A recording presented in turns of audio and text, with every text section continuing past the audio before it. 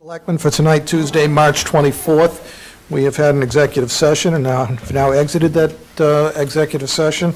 Ready to begin with agenda item number 2, which is announcements and updates. And I know Selectman DeWitt, in her usual manner, has assembled some. I'm going to start with events that are happening over a period of time. And I don't know if there's any way to get this on the screen, but there is a project going on called Brookline Bingo, and this is the, I guess it's the game board, sponsored by the Chamber of Commerce, by local merchants, Local First, and it involves visiting a variety of local establishments and documenting that you've been there, and I'm not going to go into any of the detail, but I will say that the bingo, Brookline Bingo, is through April 6th, so you can go online to www.brooklinechamber.com for more information, and that will describe the actions that you would have to take. There's a good long list of participating businesses. It sounds like a lot of fun, and apparently, like regular bingo, you can win prizes. So this will continue through April 6th, which I guess is another 2 weeks. I didn't really try to calculate that.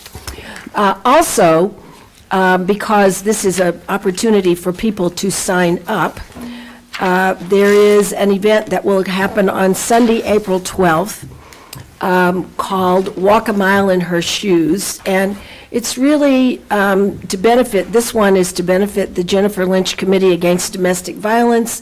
It's, I think, a broader organization looking to end gender-based violence, and basically the gimmick is guys get to wear red shoes. Of which we might have had some around here earlier, but they seem to have disappeared. No, you should explain that they're wearing High-heeled red shoes. shiny red stiletto heel shoes. Right. The important thing is that the organizers are recruiting participants. So if you are a male person willing to wear red stiletto shoes, you can register at and it's then all one word, inherShoesBrookline.weebly.com. And I do believe there may be some participants around this table who might comment. I've already signed up and Okay. looking forward to the event. So if for no other reason to see me walk a mile in red heel shoes, everybody should come. Right. Yeah, I don't know, I'll be there, I don't know if I'll make that mile. I tried on a couple of those shoes, and I don't understand how folks can walk in them. All right. Sunday, April 12th, 1 to 3 p.m., Cypress Field, and follow up, I think, in the MLK room in Brookline High School. I will say, I don't think I could walk a mile in I those couldn't. either. But I do want to say that, and we've had some discussion about, domestic violence and whether this is the appropriate way to recognize it or not. But it is always shocking to me when I look at the statistics and the police annual report, which we received recently, that even a town like Brookline, where we feel like maybe, very well-educated populace and so forth, and you feel like, well, there shouldn't be domestic violence here. But there is in Brookline as well as elsewhere. And it's something I think we all need to be, ready to stamp out. In fact, I recently heard in connection from Patrick Dober, who's the head of our housing authority, that the majority of residents in housing authority buildings that aren't senior restricted or veteran restricted, the majority of residents have come from abusive situations. Yes, like- right. And so, In fact, as I understand it, you almost have to get space because there's such, in other words, they get very high priority. Yeah. What he's saying is, in order to be able to come into the housing authority, you almost have to come from that background because we don't have vacancies. yeah. So while this is a somewhat going to be, I hope, a highly amusing event, the subject serious. is serious. Very serious, right, right. Well, that Okay. leads me to just comment, if I can. Go ahead. As important as this cause is, and as much as I like to whenever whenever appropriate, bring attention to the cause of preventing domestic violence, I don't happen to agree that this is the best way of doing it, and I find the frivolity that's part of men walking in high-heeled shoes to be a little bit off the subject for me, and that's the only reason I'm not participating. Okay. Anyway, other events coming up. Tomorrow evening at 7 PM in the Selectmen's Hearing Room, the Licensing Review Committee will hold a public hearing for comments on proposed licensing conditions for NETA, the permitted registered marijuana dispensary in Brookline. Also tomorrow night at 6:30 PM in the Baker School Auditorium, there will be a forum discussing the fiscal 2016 school budget with Superintendent Lupini and Deputy Superintendent Peter Rowe and members of the school committee. Thursday night, the planning board will be reviewing zoning for the registered marijuana dispensary in Brookline. On Friday, changing to a more pleasant subject, the Brookline Education Foundation is holding the 2015 Trivia Bee at 6:30 in the Heath School cafeteria, and there will be refreshments. It's a fun evening, and many people should, I hope, attend it. Saturday morning, from 8 AM until noon, Brookline Rotary members will serve up hot pancakes and all the trimmings at the annual pancake breakfast in the Brookline High School cafeteria. Focus on Great event, wonderful pancakes, and I don't know about this year, but last year they had real maple syrup. that. That's right. What's the time on that? 21st anniversary, 21st annual one, and it is 8 AM to noon, the high school cafeteria. Saturday morning, right. Always a hugely well-attended event. Right, usually popular, and it's also marks perhaps the start of the town political season. We that's get all the right. candidates and That's right. advocates for all the different ballot initiatives. So if you want to meet candidates, that's And a have reason to attend. maple syrup on your pancakes. But it's a How about true that? community event. I mean, It it is, attracts it is. everybody from across town. So Everybody it's a great comes. place to see Right. neighbors that maybe we don't attend a lot of meetings with, but That's true. And I hope my colleagues on the Citizens. board will be there cleaning tables and selling raffle tickets Right. as usual, so. And just sort of a footnote, after the pancakes, you can have a relaxing afternoon concert with the Coolidge Corner Chorus at 2 PM at the Brookline Senior Center. So those are the announcements for this week. Thank you. Any further announcements or comments or updates? Excellent. We'll move on to there is no public comment, so we'll move on to the miscellaneous calendar. First item is the question of approving the minutes of the March 17th meeting. Anyone have edits? I had some edits. Pass those down. And I had none. Oh, and I have one, but I need, I printed it out and I left it behind by mistake, but I will email it to you, Kate. It's just a language correction. I move that we approve the minutes as amended. All in favor, say aye. Selectman Daley? Aye. Selectman DeWitt? Aye. Selectman Waschinsky? Aye. Selectman Franco? Aye. And I also vote aye. Move on to miscellaneous item B, which is the question of approving Chapter 90 reimbursement request and the amount of $1,239,827 to the Mass Department of Transportation Highway Division for the resurfacing of 8 streets. Mr. Ditto. Good evening. You have in front of you 2 documents for your signature. There's a reimbursement request for that figure you just mentioned, and also a final report signature page. This work was completed last fall. It entailed reconstruction of 8 streets, and this is a 100% reimbursement grant, so that was the actual cost that we incurred for this work. Any questions from board members? Selectman Franco. There's been a lot of conversation about Chapter 90 reimbursement at the state level, and the governor, one of his first actions when he came into office was to release an additional $100 million. I'm wondering if that had any impact on this, or if we're going to sort of see additional streets be rehabbed this coming spring because of the release of that extra money. He did increase our budget by $500,000, so we can probably get 2 to 3 streets done for that. Okay. Selectman Waschinsky? Can I ask a question along the same lines? I understand the state is releasing some pothole money, and we should be getting somewhere in the neighborhood of 100. We have potholes? We have a few potholes. So, and I understand our share of that is in the neighborhood of 140,000. So is that going to help? And when are we going to, when is that going to start the big effort to fill some of our potholes? I saw a crew out today. Ah, good. That started already. Yeah, that was the town crew.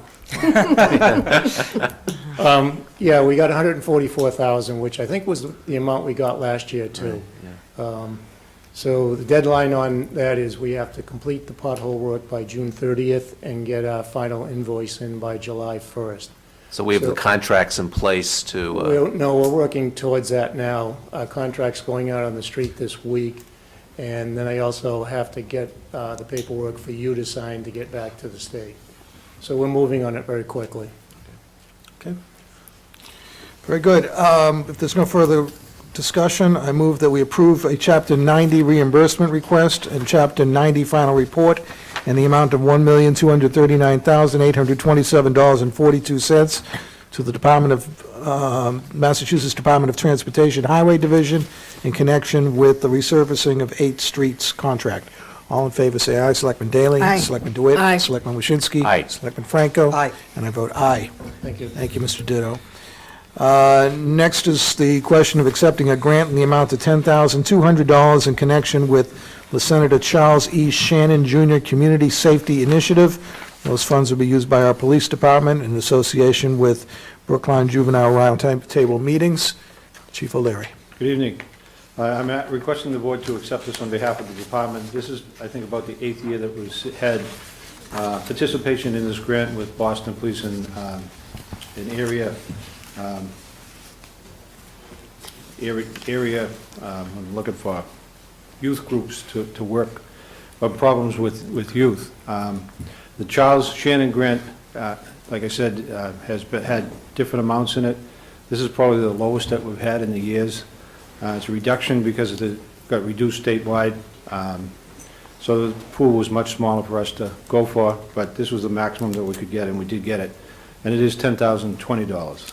Ah, okay, I was just about to ask that question, Oh, yeah. because we have a misprint, I think, in our Yep. agenda. We certainly do. What it does is it offset our costs when we attend the juvenile roundtables, which are held up at Brookline High School with specific emphasis on at-risk kids from Brookline that attend, or kids that attend the school. And the other thing that it offset costs associated with joint investigations with Boston Police into criminal activity with kids under 18 years old. Okay. Any further questions for Chief O'Leary? No, Selectman I Daley? just want to say, I think that the roundtable approach to heading off problems proactively has been great, and I know that not only our police department, but the high school guidance staff, the probation department at the courthouse, and I think Brookline Community Mental Health also participates in that. Yes, and we have Doreen from our division does as Yeah. well. As So- is going to be recognized as the Woman of the Year, I do believe, Next Monday too. night. Yeah, right. I think it's a great program. Glad you got the grant, Chief. Thank you. Very good. If there's no further comment or question, I'm going to move that we accept a grant in the amount of $10,020 in connection with the Senator Charles E. Shannon Jr. Community Safety Initiative. Those funds to be used to cover police overtime costs associated with attendance at the Brookline Juvenile Roundtable meetings. All in favor, say aye. Selectman Daley? Aye. Selectman DeWitt? Aye. Selectman Waschinsky? Aye. Selectman Franco? Aye. And I vote aye. Thank you. Thank you, Chief. Next miscellaneous item D is the question of approving and executing a consultant contract in the amount of $2,800 with Ann McIver to provide administrative and personnel support to the Preservation Office, and there's a further question of approving a transfer, interdepartmental transfer to fund that. Ms. Thank you. Steinfeld. Thank you, Mr. Chairman. I'm requesting that you execute a contract with Ann McIver. Ms. McIver previously served as an intern on the preservation, for the preservation staff. We're asking that she perform support to the Preservation Commission, specifically take minutes at the Preservation Commission and the NCD Commission, prepare those minutes, provide support in finishing up minutes that haven't been completed yet, helping prepare reports, and performing anything else that can be done at night. This money, she works full-time, so we're very happy to get her to help us out at night. This money is being generated by a surplus caused by the fact that our full-time planner has been working full-time. Part-time. Part-time, right. Part-time plan, I've been working full-time. Full-time Full-time planner, planner. part-time. Part-time. Thank you. See, we're listening. Reduced hours. Thank you. It's possible I'll come back and ask for an extension, but right now, that's the kind of money we have available, so we're thrilled that she's available, and with your approval, she can start tomorrow. Okay. Questions for Ms. Steinfeld? Just quickly, Selectman DeWitt? do you have, I guess I'm trying to get my head around working at night. Obviously, she could staff meetings, but there are, I don't need to tell you, many, many unposted minutes. So, Right, we're going to hope, we hope that you'll be able to take the notes generated by the preservation planners and convert them to minutes, or at least help out in that regard. so working from home? Yes, Which on is a computer. okay, I'm just trying to Right. understand. Right, I see. on a computer. Okay, So, all right. I'm not guaranteeing that it's going to be very successful in terms of converting the minutes, but we're going to have her try. But at least we're not going to get deeper in the hole. That would be good. Good. Sounds like a good start to solving our workload problems in preservation, so Yes. thank you for the creative thinking on this. Unless there's further comment or question, I move that we approve and execute a consultant contract in the amount of $2,800 with Ann McIver to provide administrative and professional support to the Preservation Office. All in favor, say aye. Selectman Daley? Aye. Selectman DeWitt? Aye. Selectman Waschinsky? Aye. Selectman Franco? Aye. And the chair votes aye. I further move that we authorize the transfer within the Planning and Community Development appropriation from the Planning Administration Permanent Full-Time Account in the amount of $2,800 to the Planning Administrative Professional Tech Account in that same amount, $2,800. All in favor, say aye. Selectman Daley? Aye. Selectman DeWitt? Aye. Selectman Waschinsky? Aye. Selectman Franco? Aye. And I also vote aye. Thank you. Thank you. Miscellaneous item E is the question of approving and executing a response to mass housing in connection with the 21 Crowning Shield Road 40B parcel. Maria, I know you're going to speak to us on Yes, this. thank you, Mr. Chairman. As you know, Robert Basili... Would you do me a favor, since you're not a known entity to a lot of people, just introduce yourself Of first. course. Thank you. So, for about a year and a half, I was a consultant for the Planning Department. I worked on the Hancock Village 40B proposal. And about a month ago, I was hired on staff, so I'm a planner for the Planning Department, and I'm very happy and privileged to be here. So as you know, Robert... State your Yes. name, too. Oh, of course. Maria Morelli, planner. So Robert Basili and his son have proposed a 20-unit 40B project for 21 Crown and Shield Road. As you know, this area was recently recommended by the Preservation Commission for an establishment of a local historic district. Currently, where we are in the process, the subsidizing agency, Mass Housing, is reviewing the project for appropriateness for the site. And the town has until the end of the month to respond to Mass Housing. There are design factors in the state regs that provide a framework for this review, and the Planning Department is very careful to use that as a framework in its assessment of the project. That draft is before you. In short, we consider this project as designed and appropriate for the site. Very broadly speaking, it does not relate to the architecturally coherent residential neighborhood. And I will say that the application does try to cast the project or the surrounding context for the project as the Commonwealth Ave General Business District, and that really does ignore the fact that this residential neighborhood is architecturally coherent. It has a very defined boundary and development pattern, and we consider that the surrounding context. In fact, this site is the cornerstone of that neighborhood. So very broadly speaking, the site does not really meet the baseline for being a well-integrated project. The streetscape is incoherent, all of the parking is in the front setback. The scale of the project really is out of keeping with the rest of the neighborhood. We think the site circulation is very awkward. The way the driveway is located, we think there'll be traffic access problems. And at this point, we feel the best way to advocate for this well-conserved neighborhood is to encourage mass housing to have the developer work with the town and revise the design so that it is better integrated into the neighborhood. Thank you. Selectman DeWitt. I have a question, because I was under the impression that the Preservation Commission had voted a demolition delay on the Yes. existing house. That's correct. And I know that they have a letter in here. There's one of my questions would be, is that something that ought to be referenced in the cover letter? I would suggest that we reference it in the cover The letter. demolition delay in particular? Yeah. Yes, absolutely. And then I just have a language addition. You actually referred to it with the mention of the parking. Yes. And I would like in this third paragraph, third line of the third paragraph, after the word "and," to add the phrase "abutting parking lot," so that the sentence would read, "The project as designed is not appropriate for the site because of its scale and abutting parking lot configuration."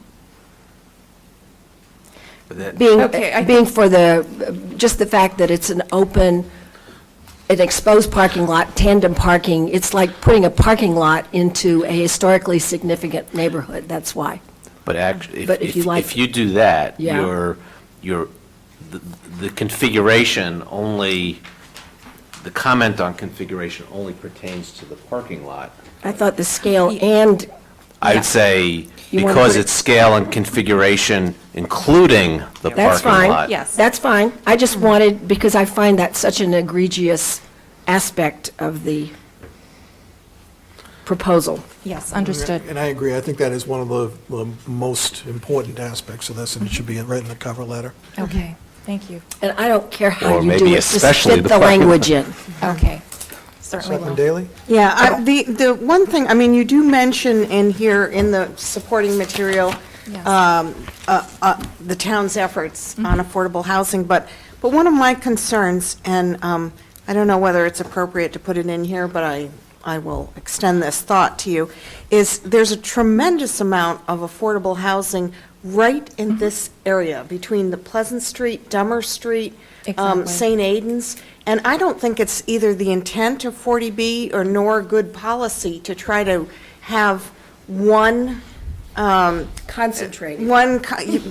yeah, I mean, we saw when the state, Yes. back in the 60s and 70s, was encouraging, large multi-story housing projects, that they ultimately Yes. had many problems. Right. And this is sort of a, not necessarily the same kind of vertical concentration, but a sort of horizontal Yes. concentration along that line that I think is worthy of mention. Yes, there is a place in the draft where I do reference it, but I think we can add a paragraph that actually goes into how this particular neighborhood is really surrounded by quite a large number of units, affordable housing, and to really emphasize that point. So I'm happy to do that. Good, thank you. Selectman Waschinsky. I'll just make one statement. I think it's important that we engage with the developer and not just say no, and this letter encourages mass housing to help us go in that direction. So I think that's the right way to go. 40B, the cards are stacked against us, and I think we just have to recognize that and do the best we can. Yes, thank you. Selectman Franco. I'll piggyback on Selectman Waschinsky's comments. I want to first applaud you and other town staff. I think this is a very well-thought-out response. And I, too, look forward to a dialogue about the important matters that are raised in this response: traffic, parking, light and noise mitigation. And I hope that it sparks a robust conversation and that we end up with a better project in the end. Thank you. I was told there might be some neighbors here who want to speak on this. It's not a public hearing. It's not necessary that you speak. This is, but if there's something that you think needs to be said right now, then please.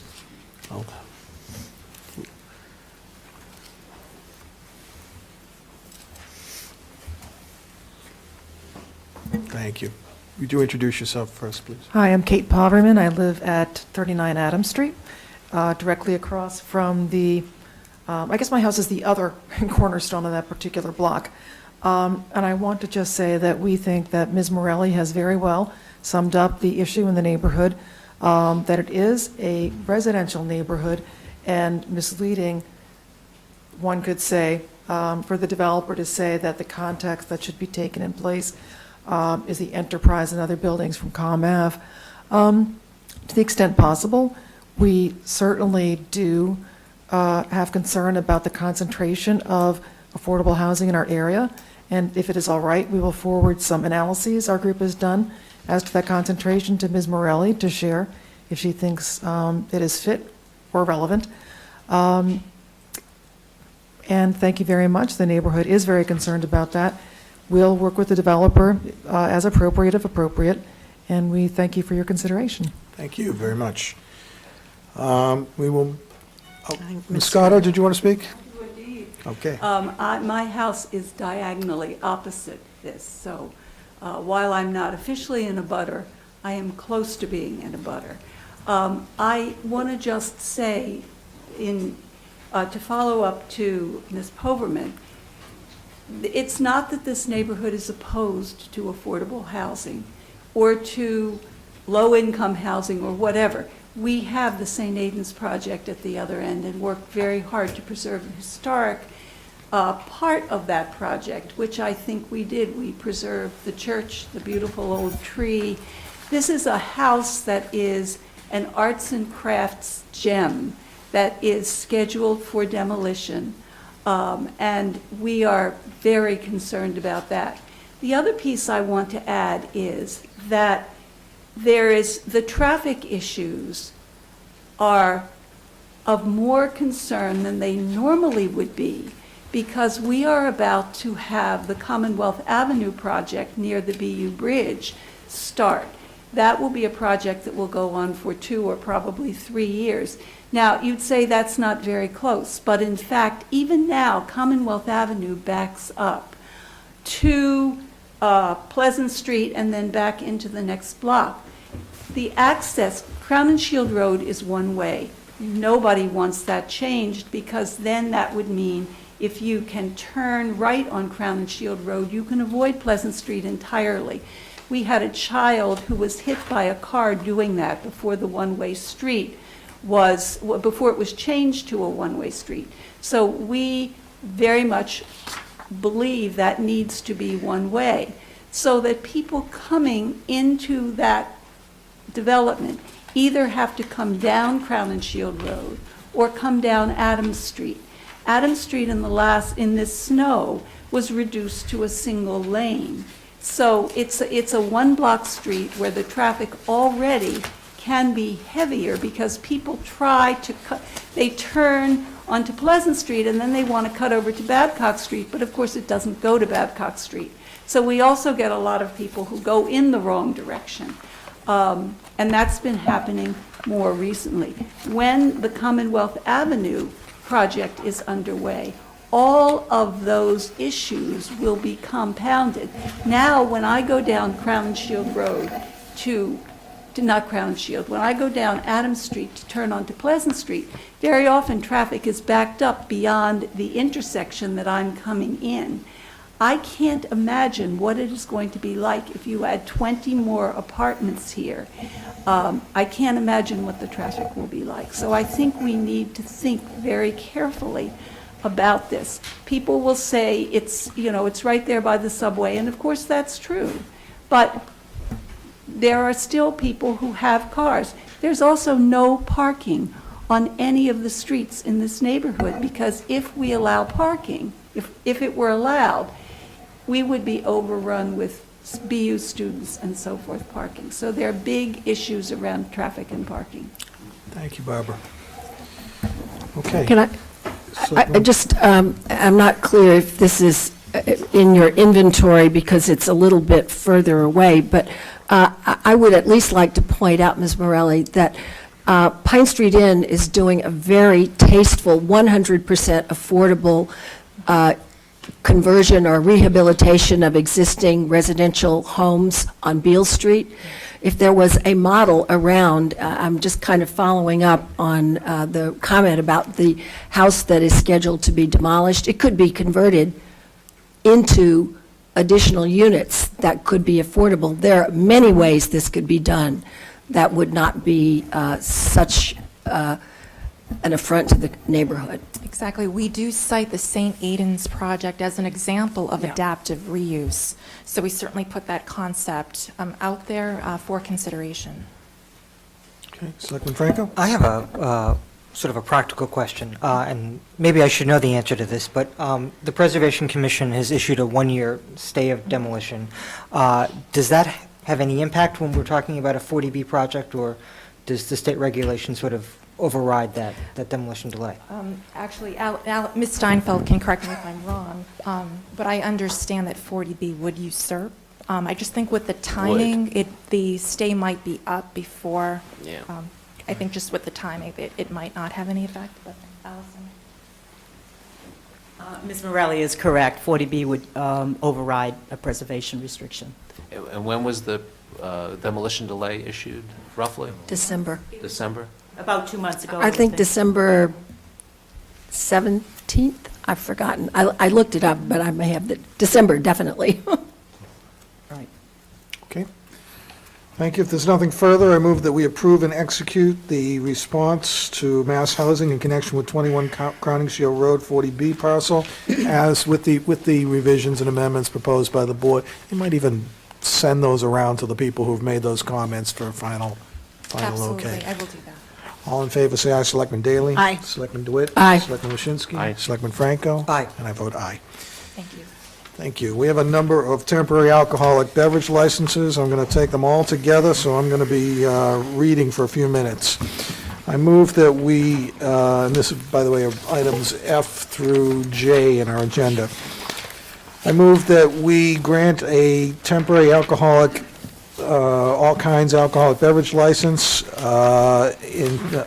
for Pine Manor College in connection with a school social on March 27th from 7 p.m. to 11 p.m., and in connection with a corporate dinner on April 2nd from 6:30 p.m., wine and malt only, corporate dinner on April 2nd, 6:30 p.m. to 9:30 p.m. I move that we grant a temporary wine and malt beverage license to the Brookline Education Foundation in connection with a nonprofit fundraiser to be held on March 27th, 2015, from 6:30 p.m. to 10 p.m. at Heath School, 100 Elliott Street. I move that we grant a temporary wine and malt beverage license to Art Barn Community Theater in connection with a fundraiser gala to be held on April 28th, 2015, from 6 p.m. to 9:30 p.m. at the Maliotis Center, Hellenic College, 50 Goddard Avenue.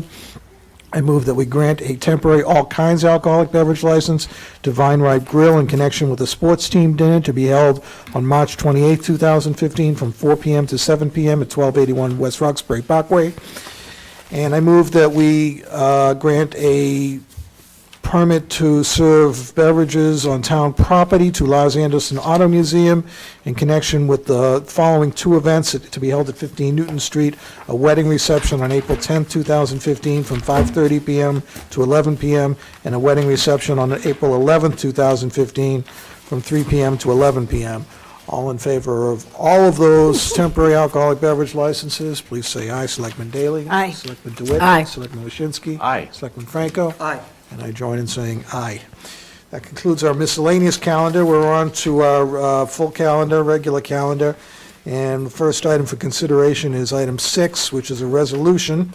And it's a resolution by members of the Mass Senior Council to request that the board adopt and support a resolution for the council's legislative package expanding mass health eligibility for senior citizens. We Okay, have- I believe Joan McCabe and Carol Miller are here, if they want to come up, and Frank Caro, I know, wanted to come in as well. I actually drafted this resolution based off the material they gave me and the Cambridge one, and Selectman Franco tells me it's a little confusing, so I'm going to let these ladies explain, but it's basically, what happens is when you hit 65, you have, they make some of the eligibility things more difficult for you. When you're below 65, you can qualify for some programs to help with some of your healthcare costs, and yet those over 65 who have the highest healthcare costs in terms of medicines and so co-pays and things like that, for, many, the little ailments we're all getting as we age, have fewer or more difficulty getting assistance with those costs. This is low-income seniors I'm talking about. So why don't you introduce yourself and fill in the gaps of what I didn't say. Yes, good, okay. My name is Joan McCabe, and I live at 97 Mason Terrace in Brookline. I'm a member of the board of the Massachusetts Senior Action Council and serve on its executive committee. And I should just say, Nancy, some of those questions will be answered in a letter that Carol Miller is going to read from Representative Smizek, so we'll get to that at that point. You'll see that I and my colleagues are wearing our blue shirts from the Mass Senior Action Council, which are a familiar sight at the State House and various public meetings throughout the Commonwealth as we do our public education and advocacy work. And you probably know, I hope you don't, if you, I'll tell you, you probably know that MSAC is a private, nonprofit, grassroots organization of seniors whose mission it is to promote the rights and well-being of all people, but especially of vulnerable seniors and the disability community. Our organization has a long and effective history in Massachusetts and is often used as a model by other states of a successful senior-run advocacy organization that's getting the work done. I and my colleague Carol Miller, together with Brighton MSAC members Bob Feldman and Jan Canavan, are here to invite the Brookline Board of Selectmen to approve a resolution in support of the Mass Senior Action Council Bridge the Gap campaign for affordable health care for low-income seniors, as well as to urge passage of the corresponding bills in the Massachusetts legislature that were filed by MSAC. And we've been working with Selectman Nancy Daley, who has done an excellent job drafting the resolution that is before you tonight. Representative Frank Smizek, who, as you know, is a Brookline resident, has co-sponsored the MSAC bills in the Massachusetts legislature and has sent a letter to the Brookline Board of Selectmen urging support of this resolution, which letter he requested to be read aloud on his behalf as his testimony at this meeting, since he was unable to come tonight due to a prior commitment. And my colleague Carol Miller will read that letter to you in a few minutes. Also Frank Caro, who is co-founder of the Brookline Community Aging Network of BCAN, and the chair of the Livable Community Advocacy Committee, will also speak in support of this resolution. And I should mention that at the Livable Community Advocacy Committee meeting yesterday, the members voted unanimously to endorse the MSAC healthcare campaign.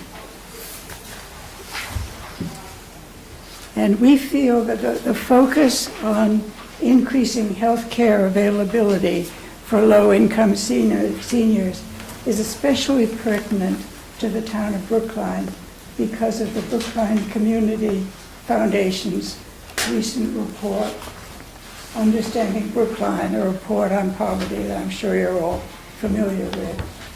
And in that report, it states that 17.1% of Brookline seniors over the age of 75 live at or below the poverty line.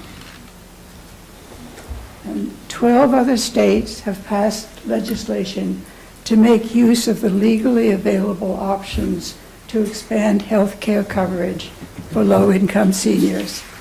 And we feel that it is time now for Massachusetts to do the same. I want to thank you very much for the opportunity to address the Board of Selectmen tonight on this important and timely issue, and I urge your favorable vote on the resolution. Thank you. Thank you. I'll now turn the podium over to Carol Miller.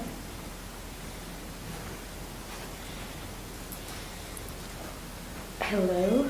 Just move that microphone, you can bend it down so it's a little closer for you. Great.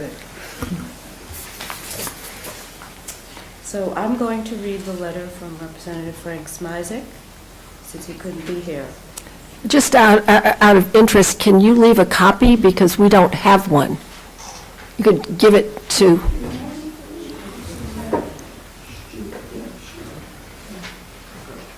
Yes, you would all get a copy of the letter.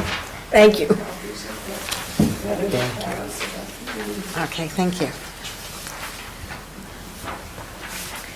Thank you.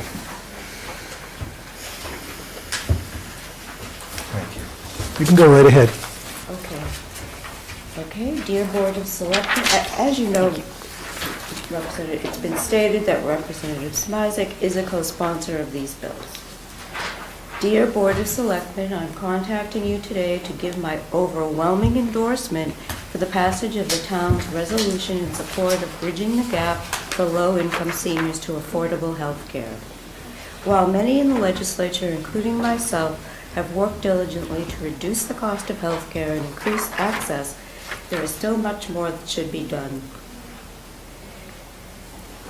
Currently, many individuals in the Commonwealth who are turning 65 lose eligibility for Mass Health or Connector care due to strict eligibility standards. This has resulted in seniors throughout the Commonwealth struggling to pay for premiums, co-pays, and coverage gaps, and foregoing other necessities to afford the care they need. Now, I'm not going to read everything, just the main pertinent points. These bills, what he's saying is he can tell you that our state has the opportunity to help seniors, many of whom live below the poverty line, by providing them access to quality, affordable health care. In the next bill, it also creates asset limits in line with those used for the federal Extra Help program for individuals with income up to 150% of the federal poverty level. This will give countless additional seniors access to Medicaid. Additionally, the next bill allows Massachusetts to increase eligibility for participation in Medicare savings and buy-in programs. So this is both for Medicare and Mass Health. This will be done by increasing eligibility to 165% of the FPL and eliminating asset limits. 12 states have used their discretion to increase Medicaid eligibility above the federal minimums, and Massachusetts must do the same.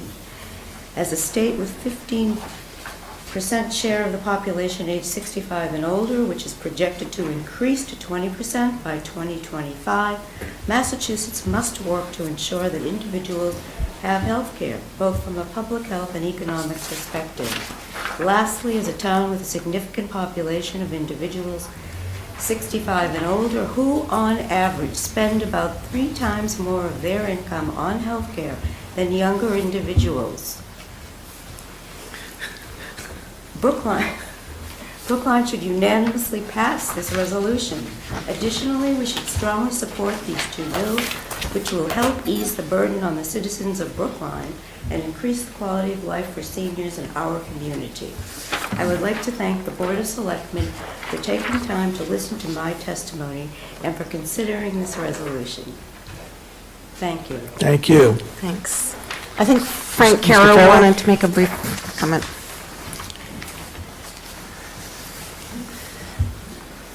Just very briefly, I'm Frank Carroll. I'm here representing the Brookline Can Livable Community Advocacy Committee, and I just want to confirm what Joan McCabe has already reported to you, that kind of namely that Mass Senior Action Council has come to the Livable Community Advocacy Committee and made a presentation similar to the one that they've made here, and the committee voted unanimously to support the campaign, and we urge the Board of Selectmen to do so also. Thank you. Thank you. Is there an estimate for how much this would cost the state to adopt these measures? Anybody know? I don't know either. In the material I read, I didn't see that.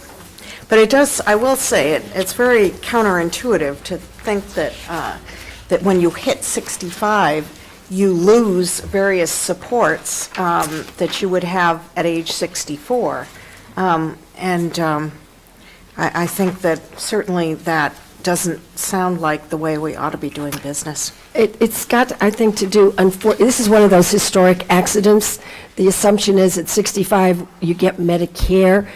At the time Medicare was enacted, these other programs didn't exist. And so the people who were 65 and older were actually considered to be privileged because they had a special program. Right. It's kind of crazy. We need to address this gap, for sure. Yeah. Okay. Any other questions? No. If there's no other comments or questions from board members, I move that we adopt the resolution in the language before us. And there are no further questions or comments, so I so move. All in favor, say aye. Selectman Daley? Aye. Selectman DeWitt? Aye. Selectman Waschinsky? Aye. Selectman Franco? Aye. And I vote aye. Thank you very Thank much. Thank you, very much. ladies. Appreciate it.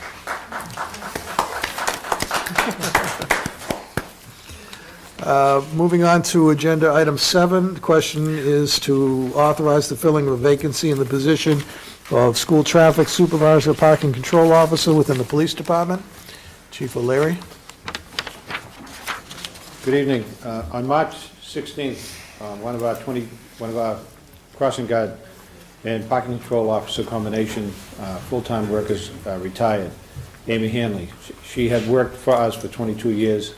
She decided to call it a day. She had the traffic post up at Washington and at the Devotion School, where I know that everybody really got along well with her, and she was very well liked. As a matter of fact, I gave her a send-off party at the traffic post on Monday, the 16th.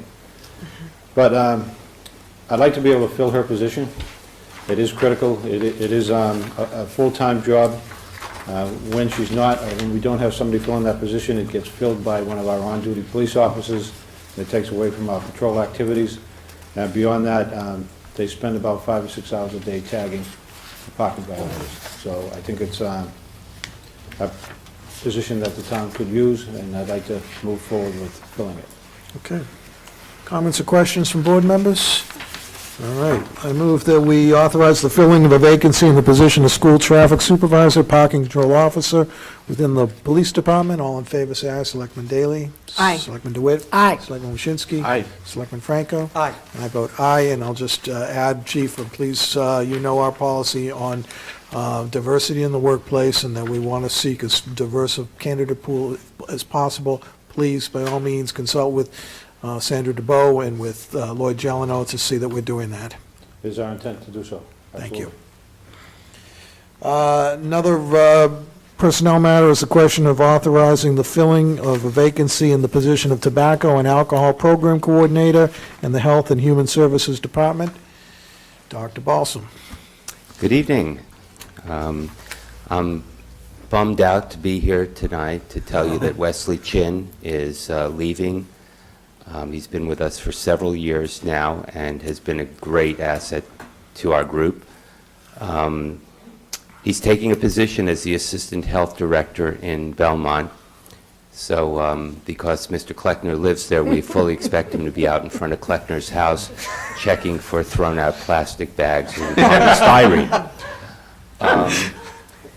So this is a great opportunity for him. Unfortunately, it leaves a gap in our programming, and so I'm here tonight to ask you to allow me to fill that position.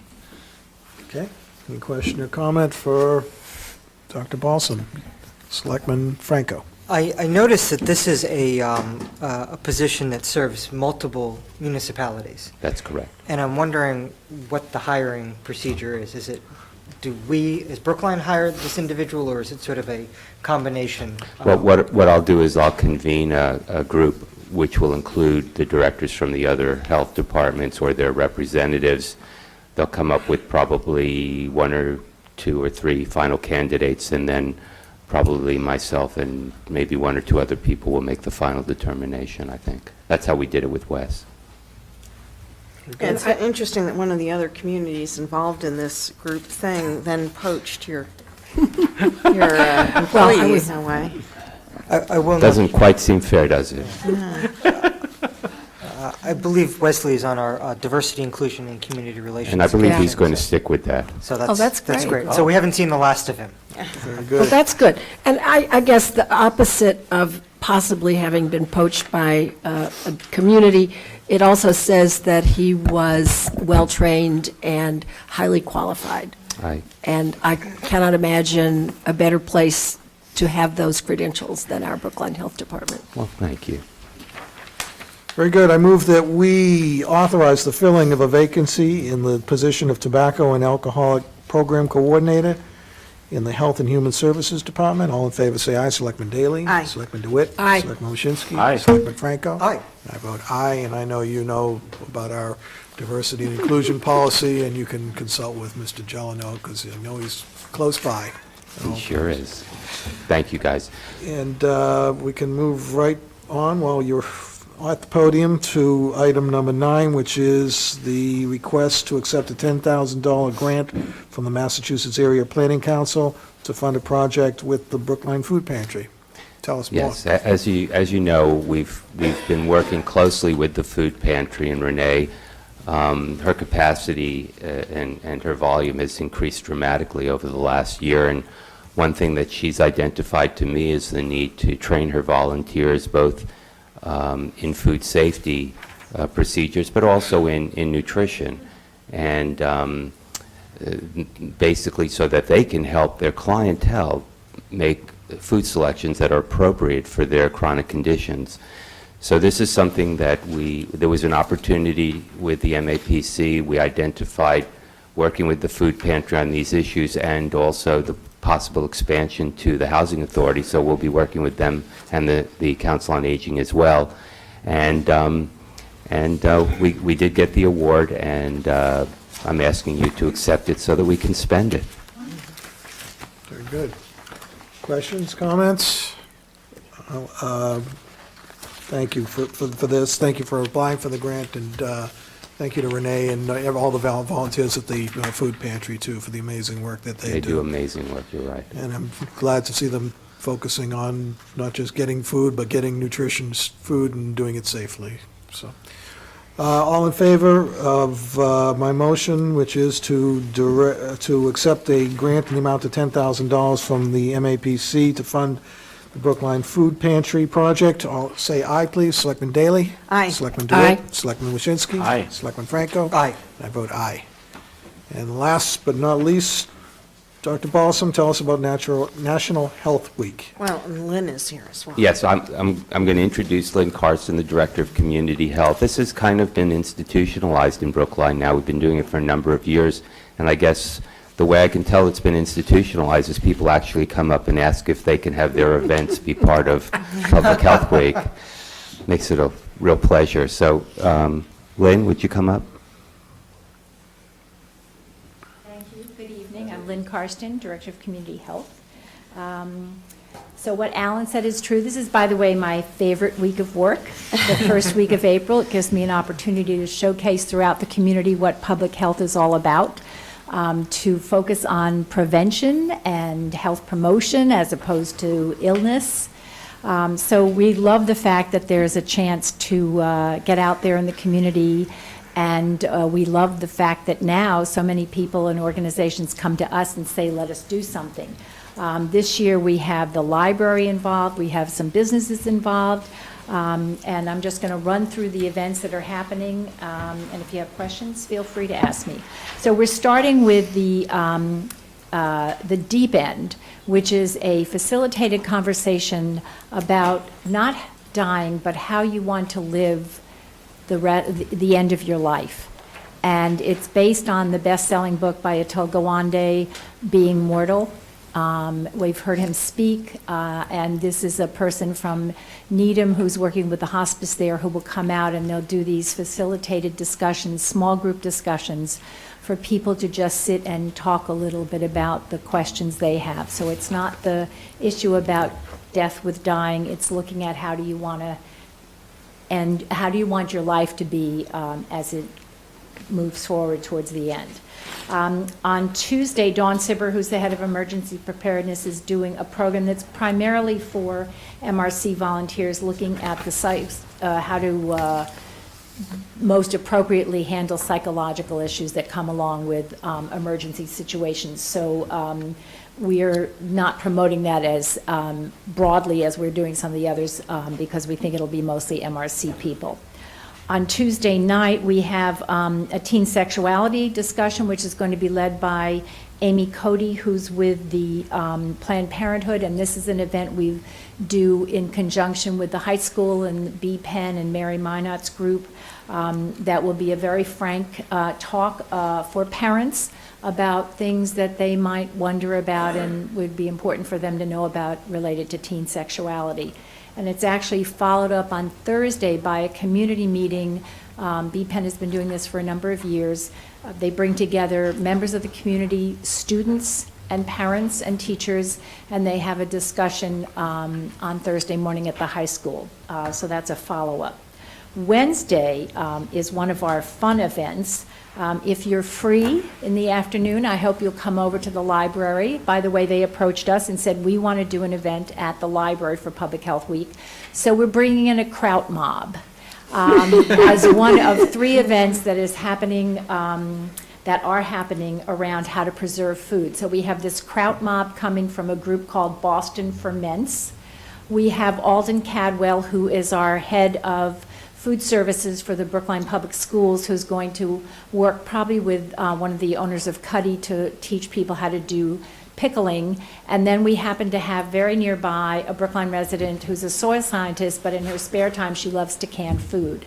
So she's coming over and she's going to teach people how to can various items. So that's in the afternoon in the hopes that maybe some kids will be able to come as well as parents. Saturday is full. We have Dentistry from the Heart, which is another group that came to us. This is a local dental group, the Longwood Dental Group, and they came to us a couple of years ago and said, we'd like to offer something, and what they offer is either a cleaning, an exam, or one extraction to the first 100 people who show up at their doors on Saturday morning, no appointment necessary. We have a little bit of trouble reaching the right people for this event. And so this year, in addition to the regular ways we promote things, we've actually approached some of the churches and we've put information out so that maybe other individuals will hear about this. It's a little tough to find the right people, but we know the people are out there who need, who could benefit from the service. Every year we do a rabies clinic. We'll do that again at Town Hall. in the afternoon for probably the last 3 years now. We've done this event that's sponsored by the groups who are businesses, wellness practitioners in Brookline Village, and they call it Wellness in the Village. They come to Town Hall. We're having a presentation by someone from the Osher Institute at Brigham and Women's about integrative health.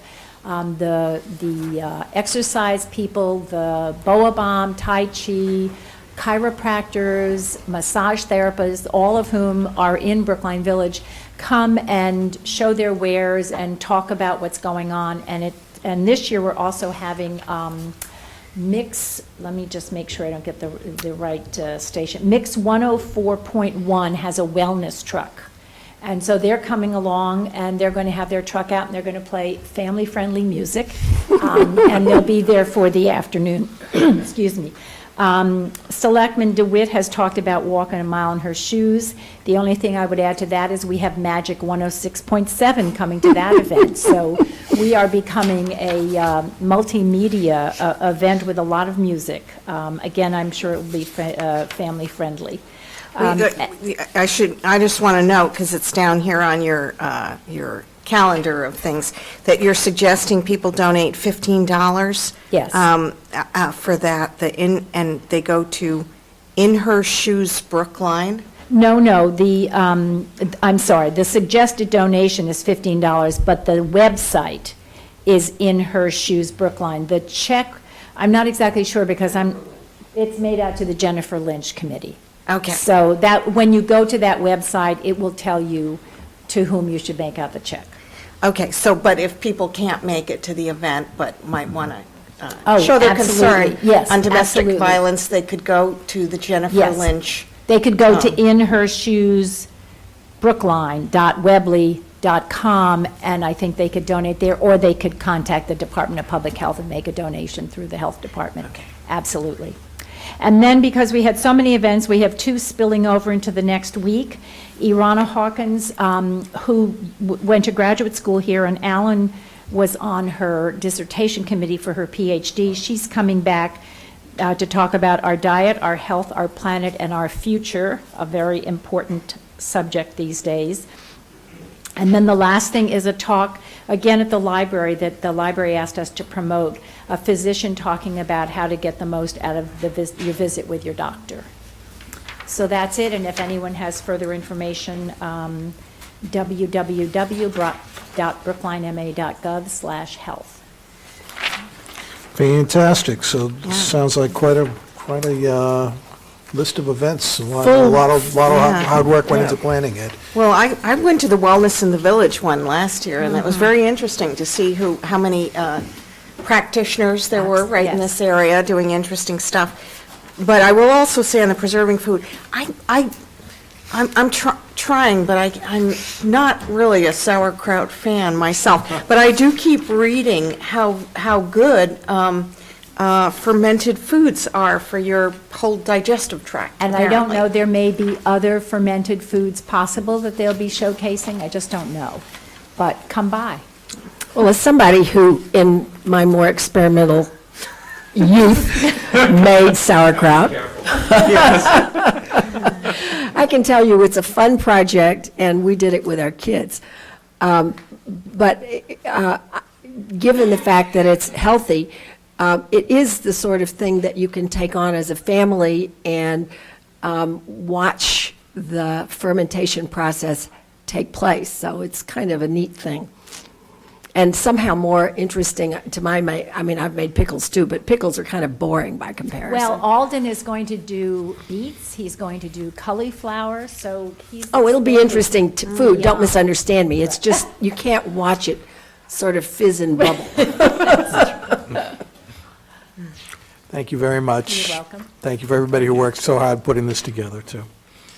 Next item is a continuation of a public hearing on the grant of locations application or petition of N-Star Electric, DBA Eversource, for manholes and conduits on Washington Street and Greenhouse Street. Mr. Ditto is our Eversource representative here? Yeah. Great.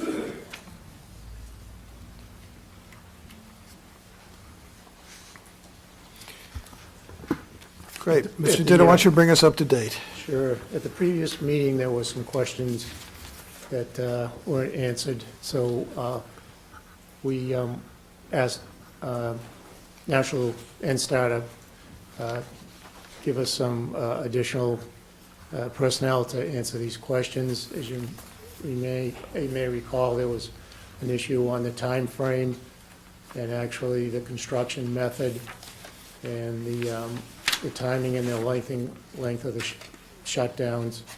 So we have two people from NSTAR that are ready to answer your questions. Good. Thank you. If you'd introduce yourself, I'd appreciate it. My name's Rick Schifoni from NSTAR Electric. Okay? And I'm Sheila Gillis from NSTAR. And Sheila, we know. Anybody want to jump in with the questions? I mean, I've read the responses that you guys have been providing over the last couple of weeks, so. Well, I think there was a question about, was the work being in two phases, and how many outages there would be and when the outages would be. I noticed we have some of the neighbors here, so if you can go over some of that material. You actually, I think, answered some questions from somebody in the town. Do you have a copy of this? Or? Yes, I have Yeah. that on. Yeah, the questions were revolving around, the outages that we're going to have to take as far as doing this conversion, the when, the where, and then how much disruption on the street that we would have. And Yeah. essentially, it's broken down to there's going to be an outage before we do some of the work, just take some of the load off the circuit. And that's planned to be in April. And then if we could start construction shortly after that, the next outages wouldn't happen until we're ready to convert the system over to the new system, which would probably be in the May-June timeframe before the summer heat hits. That was the plan, to get in before the load starts to increase on the circuit. And is there a plan for how you're going to give notices to the affected people? I know that was a concern. Yeah, known outages, they'll get a notice a week before the outage, at least a week. It's usually a week to 10 days before the outage takes place, the scheduled outage, that each customer will get a call letting them know that when the time's going to be, to the best of what we can do moving forward.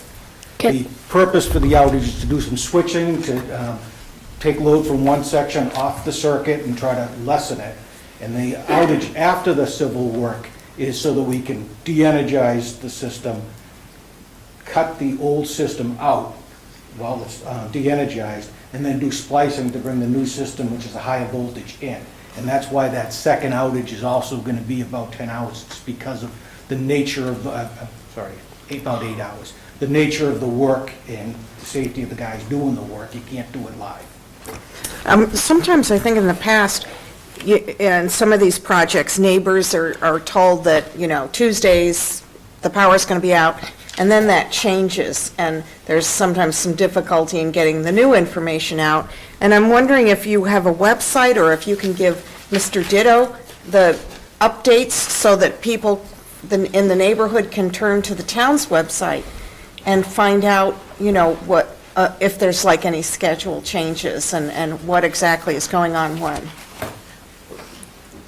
NSTAR does have a website that shows outage, but those are unplanned outages. These are actually planned outages as part of work, so it would more just it'd be us to call us directly if there was a change to it, or, if they would promise something and they don't see it happening. Yeah. Well, my concern, though, is if you say, we're going to start this on Tuesday, and then there's bad weather on Tuesday or something like that, and you decide, oh, no, we're delaying a week. Sometimes that's the kind of thing, everyone makes their plans, and then it doesn't happen. So that those kind of changes and things, how do they get noticed? They should be re-noticed on a case like that. I think if the original planned outage gets delayed, there should be a second notice to go out. Now, sometimes they may not know about that until right beforehand. Weather conditions, other circuit problems, other switching problems, could change that. But then there should be, with these old circuits, it's a 4 kV circuit, there's a whole internal process you have to go through to set up a new permit, so they should get additional notice on the second outage. And when you say notice, that's telephone calls, right? Correct. So do you have everyone's phone number? Or you do? Can you publish a map of the affected properties?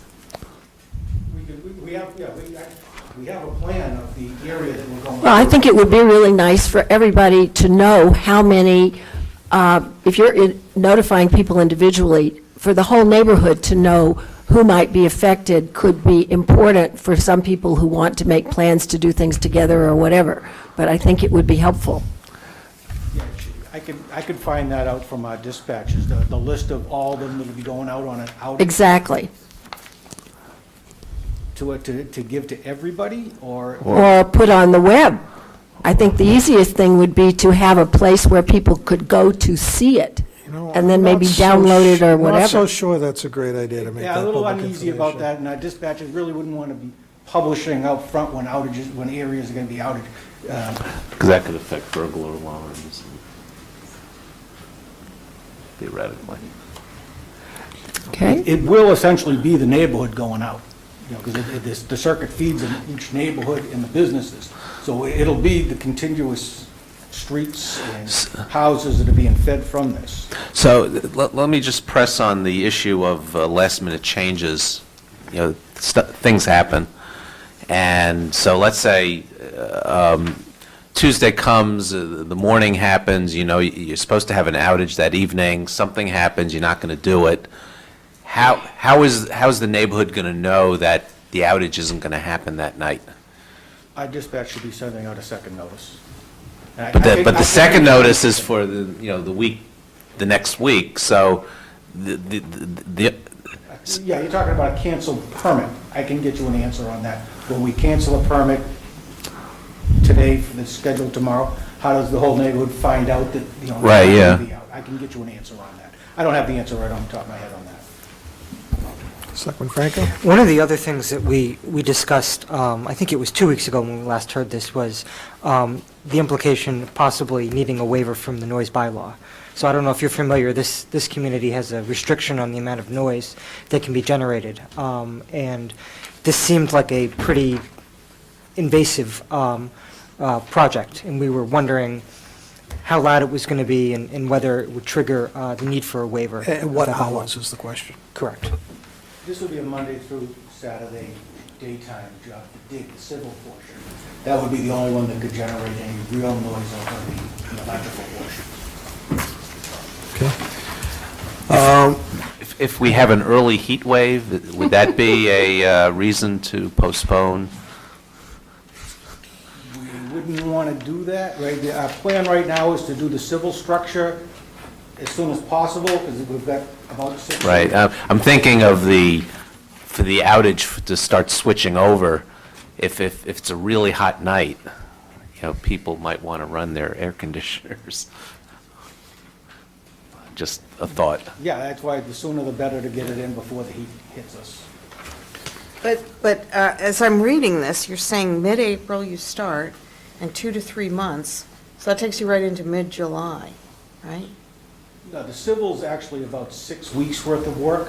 The Okay. civil work, that's the conduit and manholes in the ground.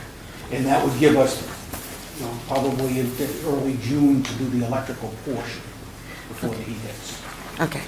Okay. The electrical portion, we pulling cable and putting new transformers in. Essentially what we're doing is we're building a parallel system. Parallel to what's already existing, so then when we cut it over, it's a less time to cut it over. Okay, so on the electrical, the second portion that would occur in the midst of the summer, how many outages are associated with that portion? There'd be one outage at the end of the electrical portion to cut each service over onto the new system. The plan is 2 outages, one at the beginning and one at the end. Okay. Maybe, do you want to see if the neighbors? I do.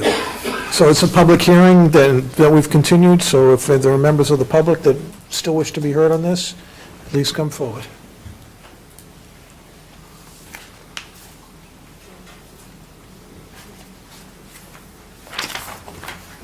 Good evening. Good evening. My name is Lorraine Goldstein. I live at 15 Greenough Street, and I have a comment and a question. First the comment, and that's the last scheduled interruption.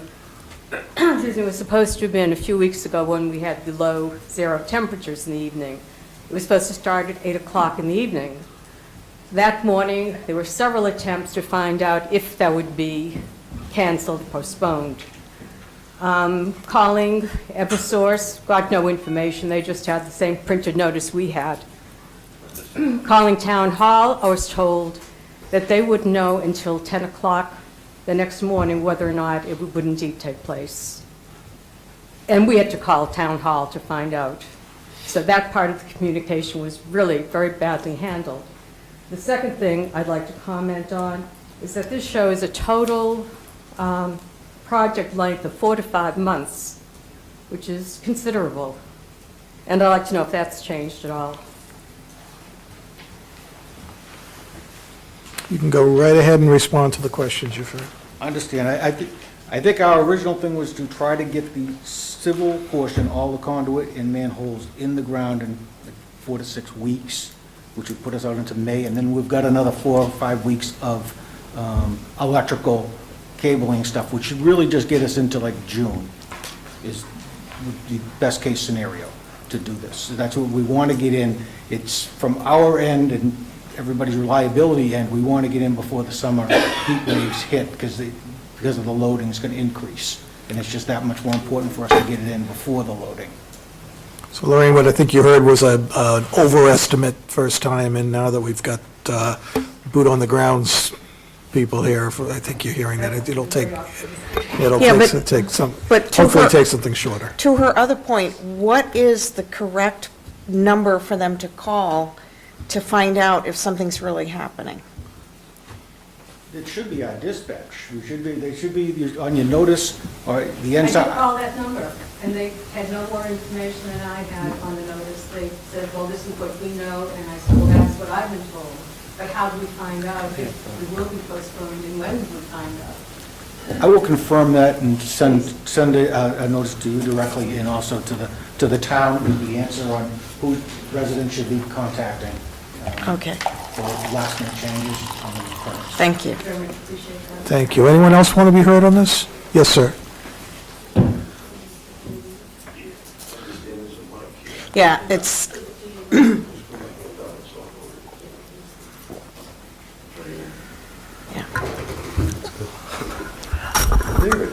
You got it. My name is Dean Denniston. I'm at 399 Washington Street. I have two questions. First question is, will the residents in the affected area, will we be notified when this construction is going to start, how long it's going to last? That would be my first question. My second question deals with on-street parking on Washington Street. How will that be affected by all of this construction? Okay. okay. If you'd step to one step to the left, we'll let the, Correct, by the way. This job here, Washington and Greeno, is, I'm sorry, Greeno. It's about 1,100 feet of conduit that we have to be putting in, but we'll probably be only occupying about 100 feet of the street at any one time with our crews digging. So we'll just be working our way up the street on it. So even though it is 5 to 6 weeks worth of civil work, in any one area, they're only going to see it for a few days, and then it'll be moved down to the next day, the next thing. Now, as far as the parking goes, it depends on where we're actually putting the conduit. In the width of the street at the time, there will be some parking restrictions in the area, the work zone. So we will lose some parking while they're working in one area. You could lose 50 feet of parking where they have that area blocked off for the trucks. Because there'll be some backhoes in there, and there'll be excavators and all our vans. And I think his other question was on the notification of the start of the project, and is that where the phone calls go out? The phone calls are for outage. Okay. There will be a construction notice going out to all the neighbors saying we'll be working in your area over the period of time. It'll be the month as far as then it really just depends on, once we'll come up with a construction plan for the 1,100 feet. Then we're going to do it with 2 crews, 3 crews, depending on the areas we're working with the DPW on where they'll allow us in the streets at any time. Yeah. So, if we just one crew, then it'll just be one crew using an area going all the way down. If there's 3 crews, then, when we get a disturbance permit, they'll limit us to certain areas. So And- that'll be worked out with the town. So, but people get sent a letter at the How beginning? will the notice be sent out to people? They'll be getting a letter. Okay.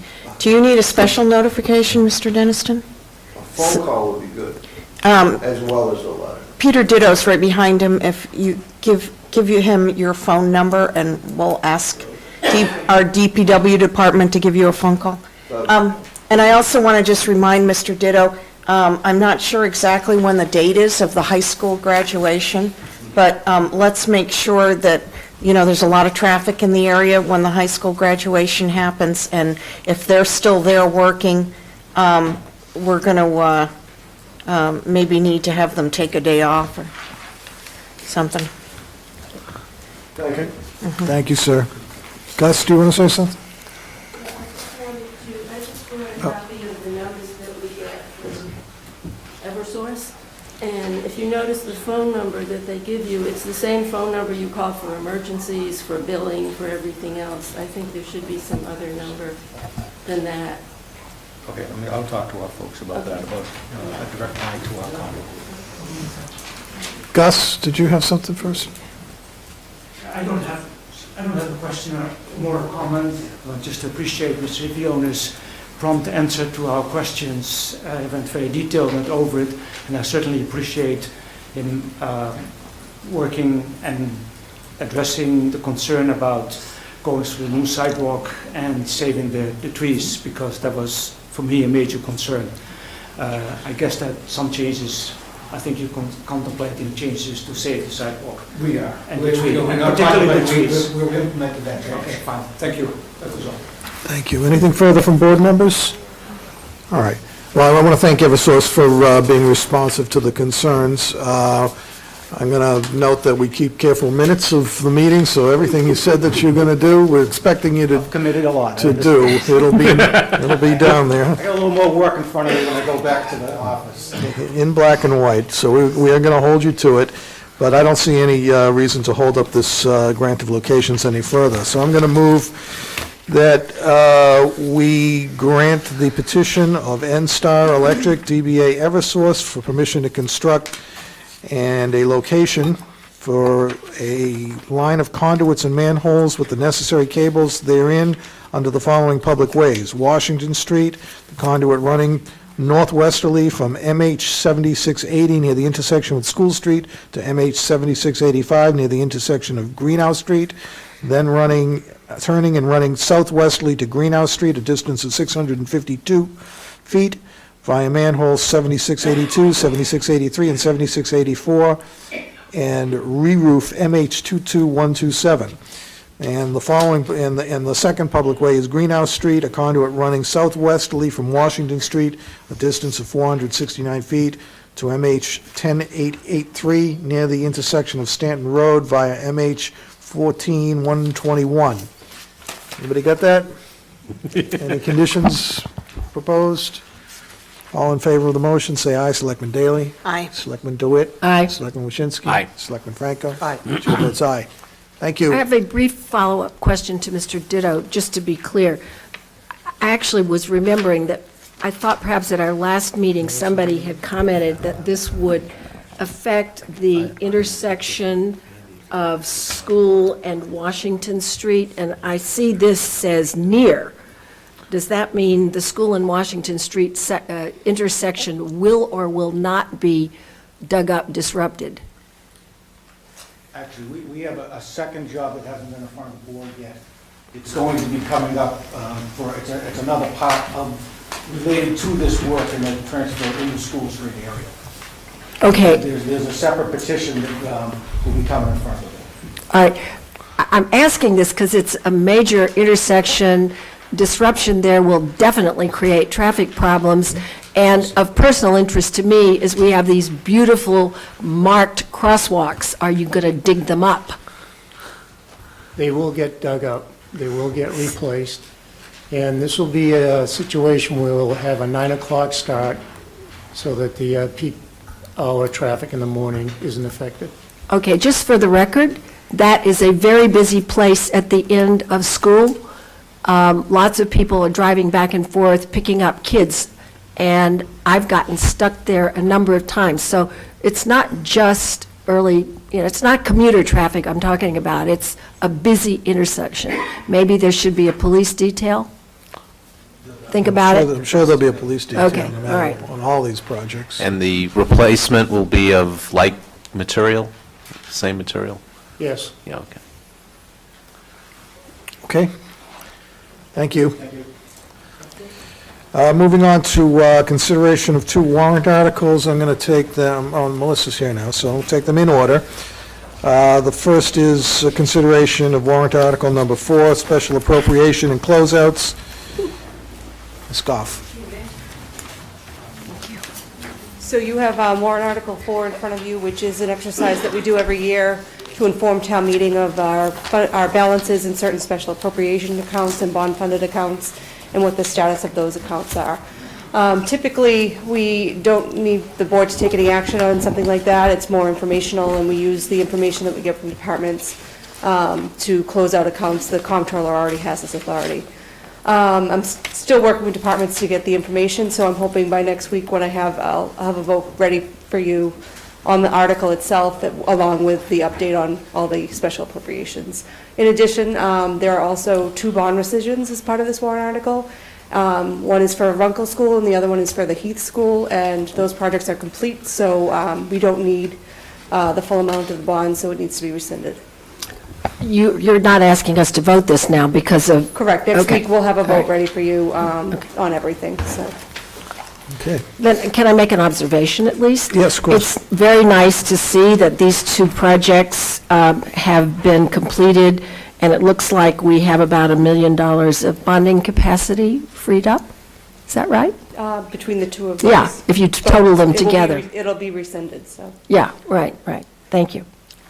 I'm curious, though, did that bond capacity that Selectman DeWitt was referring to when we were engaged in our conversations about our debt capacity a few months ago relative to upcoming school building projects, were we considering, did we already consider this? I believe these were factored into the current plan that we have for this So this year. isn't a new $1 million? No. This is $1 million we were counting on back in November? Okay. I know Sean, and I think I've known him pretty well. I'm pretty sure he had plans for this already. This is Kelvin Trillin, who's a humorist, used to write about his wife's Alice's Law of Compensatory Spending. And that's why I think every time you mention it, you can spend it again. Yeah. Well, I guess then, to think of it a little differently, this is an example of how we do our planning, knowing that when there is capacity that has not been used, we can put it back into our schedule for debt service, which, is an important thing for people to know about. Good. This is a public hearing. Anyone care to be heard on Article 4 for the May 26, 2015 town meeting? I don't see any hands up I there. don't see any members of the public. I see a lot of a lot of people on the payroll, so. This is a nail biter. All right, so we will continue our consideration of this warrant article and move on to consideration of warrant Article 12 for the May 26, 2015 annual town meeting. Mr. Kleckner. Mr. Chairman, Mel Kleckner, Town Administrator, and the Board of Selectmen actually submitted this article at my request, and it was, as you know, as I reported when you did that, this was the result of a bylaw, or actually a resolution last spring, and I convened a task force to address the issues that were raised in the resolution. Selectman Daley served on the task force, as well as many citizens and stakeholders, the Commissioner of Public Works, the Chief of Police, the Building Commissioner, and the Director of Health as well. And Andy will be here if you have any questions. But Mr. Johnson, who's here. And we also had a number of staff, especially this year, Kevin Johnson with the DPW, and I think everybody learned a whole lot more than they ever wanted to know about snow removal and sidewalk snow removal, but this was the year to learn, I guess. So this article essentially is adjusting and increasing the fine schedule for violations of these. I think we've all realized how very important it is for snow and ice to be removed from the sidewalks for every citizen to walk around the town as safely as possible, within reason. And this bylaw, as you know, does establish certain parameters around when this needs to be done. One of the great things I think we experimented with this year is that we are now, the Commissioner of Public Works is proactively noticing when this period commences, or when it will be commencing. And it's not always as simple as saying it's going to be X hours after sunrise, because there are many factors that could happen. And so we are incorporating that concept into this bylaw as well. The other thing we're doing, in addition to the fine schedule, is we are creating an appeal mechanism. Now, this is a little tricky, and in fact, you may have received an email from Marty Rosenthal earlier this evening about this. And this is a non-criminal disposition bylaw. In other words, it goes to the district court if on a non-criminal matter.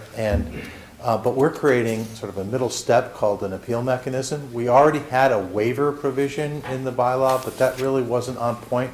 So we're going to try to do appeal hearings similar to a parking ticket. And Marty is pointing out that really there is no mechanism in the non-criminal disposition for such a process.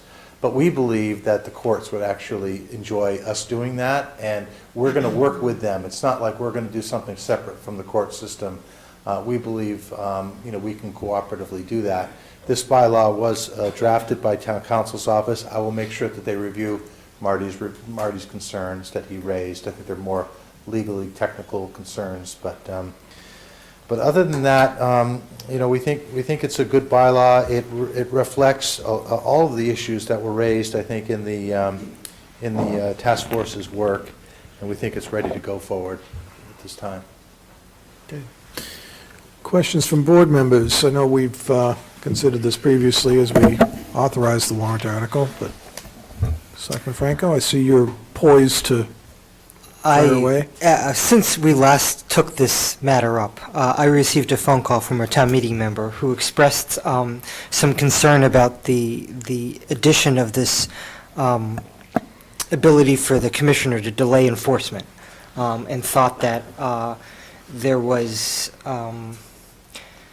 that if the snow had fallen and, a reasonable amount of time had passed, it should be cleared, because people should be able to walk around town without having to dart into the street. So I can respond to that, because one of our concerns there was if the governor has told everyone to stay home and not get out in the streets, then expecting people to get in and shovel the snow in front of their business is probably not real feasible.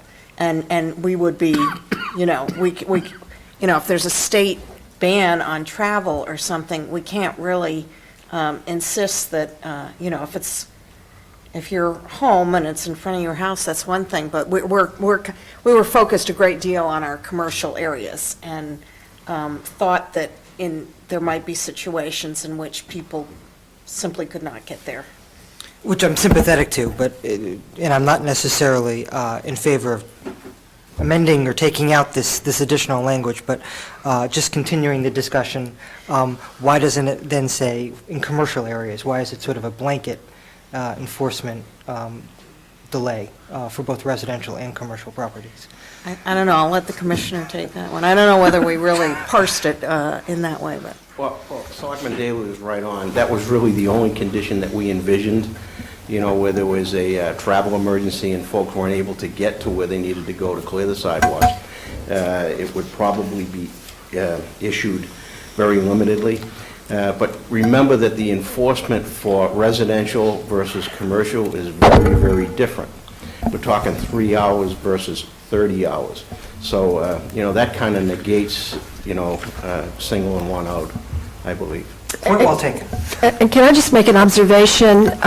This is a very timely warrant article, given our experience, excuse me, this winter. But my comment is that what I remember about winters, which made them manageable, with snow would fall, and there would be a gap between the next blizzard, or it would warm up and things would melt. But in this year, we had back-to-back storms with deep freezing temperatures, and frankly, for people who did not either have someone they paid to come and clear or mechanical equipment, physically removing snow in a timely way with a shovel might have been not feasible for many reasons, including health. And I think the flexibility is important. Yeah, I mean, there were many conditions during the 4 storms that we had this year where it was almost impossible for folks with a shovel to do it anyway. There was just so much snow there. Fortunately, the snow was light and powdery, but it could have been very different. It could have been heavy and wet, and it would have been a very different situation, but that's very true. Yeah, I'll add, snow removal from sidewalks is just not one size fits all.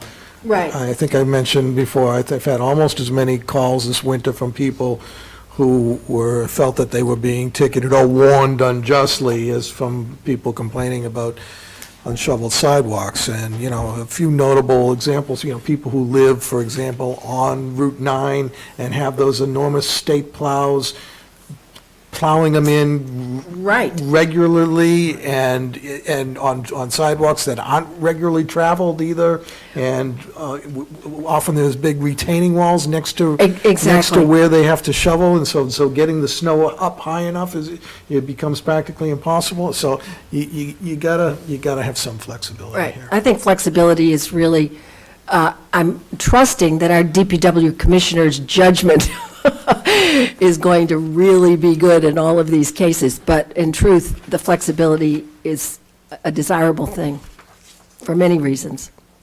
All right, I'm going to repeat what I did for the last warrant article. It is a public hearing. If there's anyone who wants to be heard on it, let me know. Raise your hand. Seeing none. Anything further from Board of Selectmen? I have a feeling the discussion at town meeting is going to be a little longer than this discussion. Yeah, so I would recommend that we not vote this tonight just because of Mr. Rosenthal's point about the enforcement technicalities, and I think let's give that a chance to ripen before we vote it, is my recommendation. So, any other ideas? Good. Thank you very much. We'll move on to agenda item 13, which is the continuation of our review of departmental budgets for the fiscal year 2016 budget. And our first one is the town clerk's budget. Mr. Ward.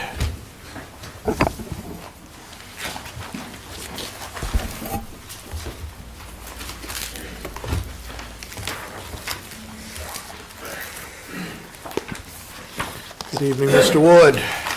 Mr. Chairman, members of the board, Mr. Town Administrator, I'd love to stand here before you this evening and say this is a simple budget, it's like normally is, just one less election, but if you look at the numbers, you'll see that, in fact, it is one less election, but the decreases in the election line items are not substantive, and they're certainly not prorated. The reason for that is simply that since it was declared a local mandate, the extra polling hours, the reimbursement we received from the state, we've used that for 20 years to sort of like offset some of the costs that we received in the election department. And that worked pretty well up until the last 2 or 3 years. If you remember, I've been before this board twice now for reserve fund transfers in order to cover costs. And unfortunately, I'll be before you again at the end of this fiscal year. So let us just say that I worked with the new deputy town administrator, and what we've done is sort of like truth in budgeting. What you see before you is the actual costs of what it costs to run elections. And so having said that, pretty much everything else is zero-based, and I'll be more than happy to answer any questions. Well, you've more or less set it up. There has been a comment from residents of the town that should our ballot question for an override fail in May, that we could easily schedule another election. What's the consequence of that? Well, I don't know. It depends on your definition of easy. All the stars would have to align, but conceivably, if the board was willing, you could probably schedule another election mid-June. But I think she's asking Oh, is the the numbers. costs. Oh, well, The cost, numbers- well, and frankly, what it would take to do it at a not, let's just say, a June election would not be one for which people have ever made a plan around. So in May, whatever you usually rely on, the school buildings, I don't know, other issues just might come up.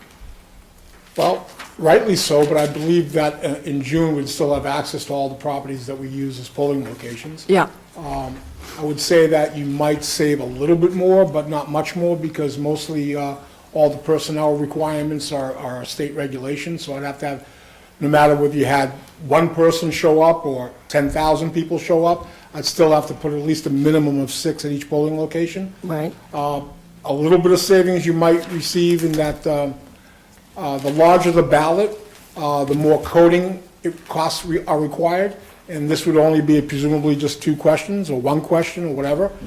So that would be a minimal amount of coding, but still would be fairly significant. And then obviously to print the ballots, you have to have enough ballots to be prepared. It's a system that is designed to, if a person marks a ballot incorrectly twice, they still get a 3rd ballot. So you have to sort of like accommodate that need as well, so you have to order more ballots than you normally would do it for one. It's not 1 ballot per person, really. So there's a formula that we use, but, it still would be around, the cost would still be around the same amount that they are right now, which is approximately $70,000 for personnel, and probably about, I think in a June election, it might be about $18,000 or so for supplies and services. So when you say the stars align, that would mean, Will that mean, oh, I'm sorry, yeah. this board would have to do what's necessary to formulate a question, and I don't think we've Call an ever- election. Right, and I don't think we've ever formulated a ballot question, at least in my experience in town, in a matter of days or a week or two.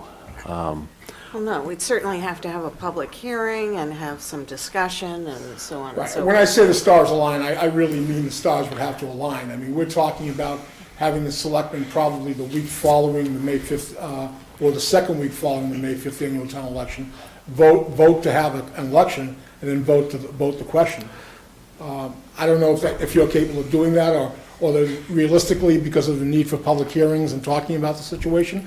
But that's what I'm talking about in terms of the stars aligning. That would have to be done relatively quickly after May 5th. Well, supposing it wasn't, supposing the need for public discussion, et cetera, and it came in July, or even You have a later. couple of alternatives.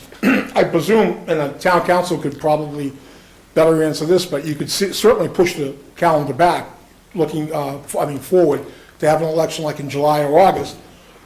Or you could schedule an election in the fall, and then have a town meeting afterwards, or town meeting can vote in contingent of a passage. So, it doesn't necessarily have to be in June and July, but the question that was been framed to me probably a half a dozen times since we've talked about this, was as soon as possible. And so I came up with the calendar that could do it in the middle of June, but again, in order to have it in the middle of Right. June, you'd have to all be on the same page. Right, that means if you get what you need from us by that very quick time frame, then you could do what you have to do. Essentially, all I need from you is 35 days before the election is held, I would need a copy of the question so I can produce a ballot. That's the requirement under DOR. Everything else is on your table. And I will say, speaking for myself, I think we would have to carefully look at the past election, try to figure out why it didn't pass, hold some public hearings on what we should do moving forward. And I can't see it happening that quickly. And I personally would be opposed to trying to hold an election on an important school matter in July and August, when many families are going to be out of town and would miss that election.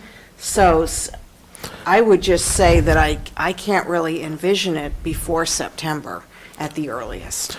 Let me ask you from a practical perspective, If for some reason we were to do it in July or August, what practical problems does that pose for you? Turnout.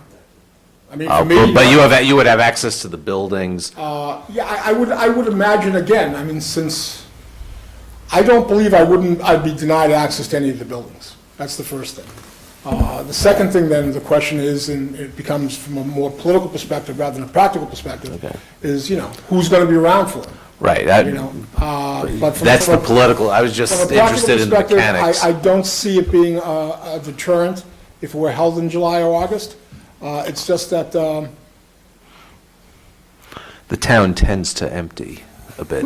well, no, that aside, that's the political side of it. I'm just thinking in Right. terms of access to buildings, and I would imagine that, I can't imagine I'd run into major problems, but there might be some. I mean, there might be like, if, let's say a school was scheduled to have a new paint job. or Yeah, something like that renovations of during some summertime. sort, yeah. That might be a bit of a problem, but I would imagine we'd be able to work around that. So, again, from a practical perspective, if you wanted to call it in June, July, August, or September, I believe that we could hold an election with no problem.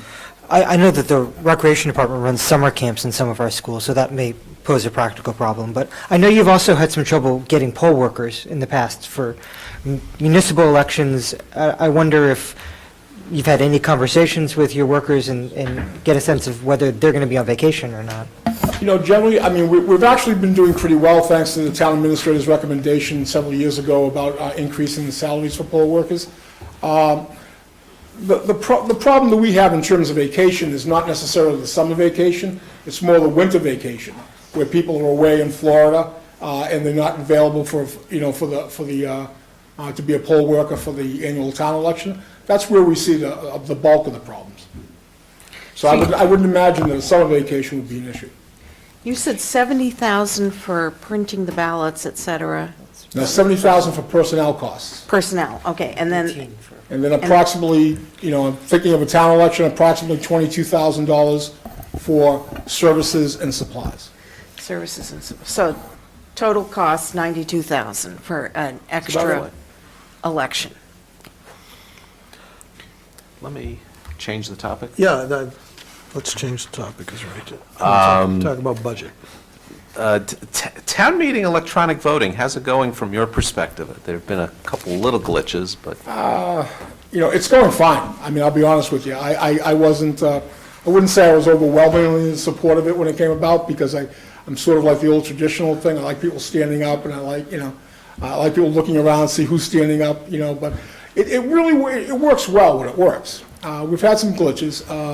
We had a couple of glitches this last town meeting that the vendor had no explanation for at all.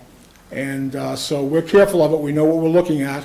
We know what we might expect in the future, but IT is really doing a heck of a good job. So, we'll stay on top of it. Pat, tell us about fees in the clerk's office, and when was the last time we reviewed the fee structure there? It's been a while since the selectmen have reviewed the fee structure. I'd probably say maybe 5-6 years ago, I'm guessing, but I don't believe there's been a major change in that number of years. It's really hard, Mr. Chairman, because we charge $15 for a certified copy now. What do you do, charge them 20 now? I mean, we'd probably be the only community in the greater Boston area that would charge them 20. So it's a little bit hard in certified copies. And that and dog licensing is where we derive a number of our, most of our revenue. And then dog licensing, really the purpose of dog licensing is for public safety, not to generate revenue. And people balk at the $20 sometimes. And then we have a late fee if you don't license your dog before April 1st, and then they really balk at the additional $20. So, it's hard to say. I mean, we charge where we can. We try to generate as much revenue we can. But it may be something that the selectmen want to look at and take a look at what other communities charge. I mean, there's some communities that charge $18 for certified copies. We charge $15, but, it might be worth looking at, but there really isn't a lot of room to grow there, to be honest with you. My main point is that they should fairly represent the cost of the town in producing those They services? pretty much do. They're at the maximum end of it then. Thank you. One of the burning issues in the state legislature concerning clerks statewide is the digitalization statewide of vital records. That's taking birth certificates and death certificates and making them available regardless of where you are. So you, as the clerk in the town of Brookline, could provide somebody a copy of a birth certificate in Williamstown. And I'm wondering if that's still on the offing or if it's sort of a non-issue. I would say, right, I mean, it's still on the table because that's a federal law, and the Department of Public Health Registry of Vital Records and Statistics has worked towards that end, and they've now basically computerized or digitized all current births and deaths going forward. Marriage is a little different because there's no sort of regulation with regards to that because states are different with regards to marriage laws. But that was the grand idea about 5 years ago, was that a person could walk into Northampton and say, I want a birth record from the town of Brookline, and they could get that. DPH doesn't have the funds or the personnel to accomplish what they need to set out to do. We'll be making attempts to go backwards, and digitize some of the records, but right now, they're just going forward right now. So it's a grand idea.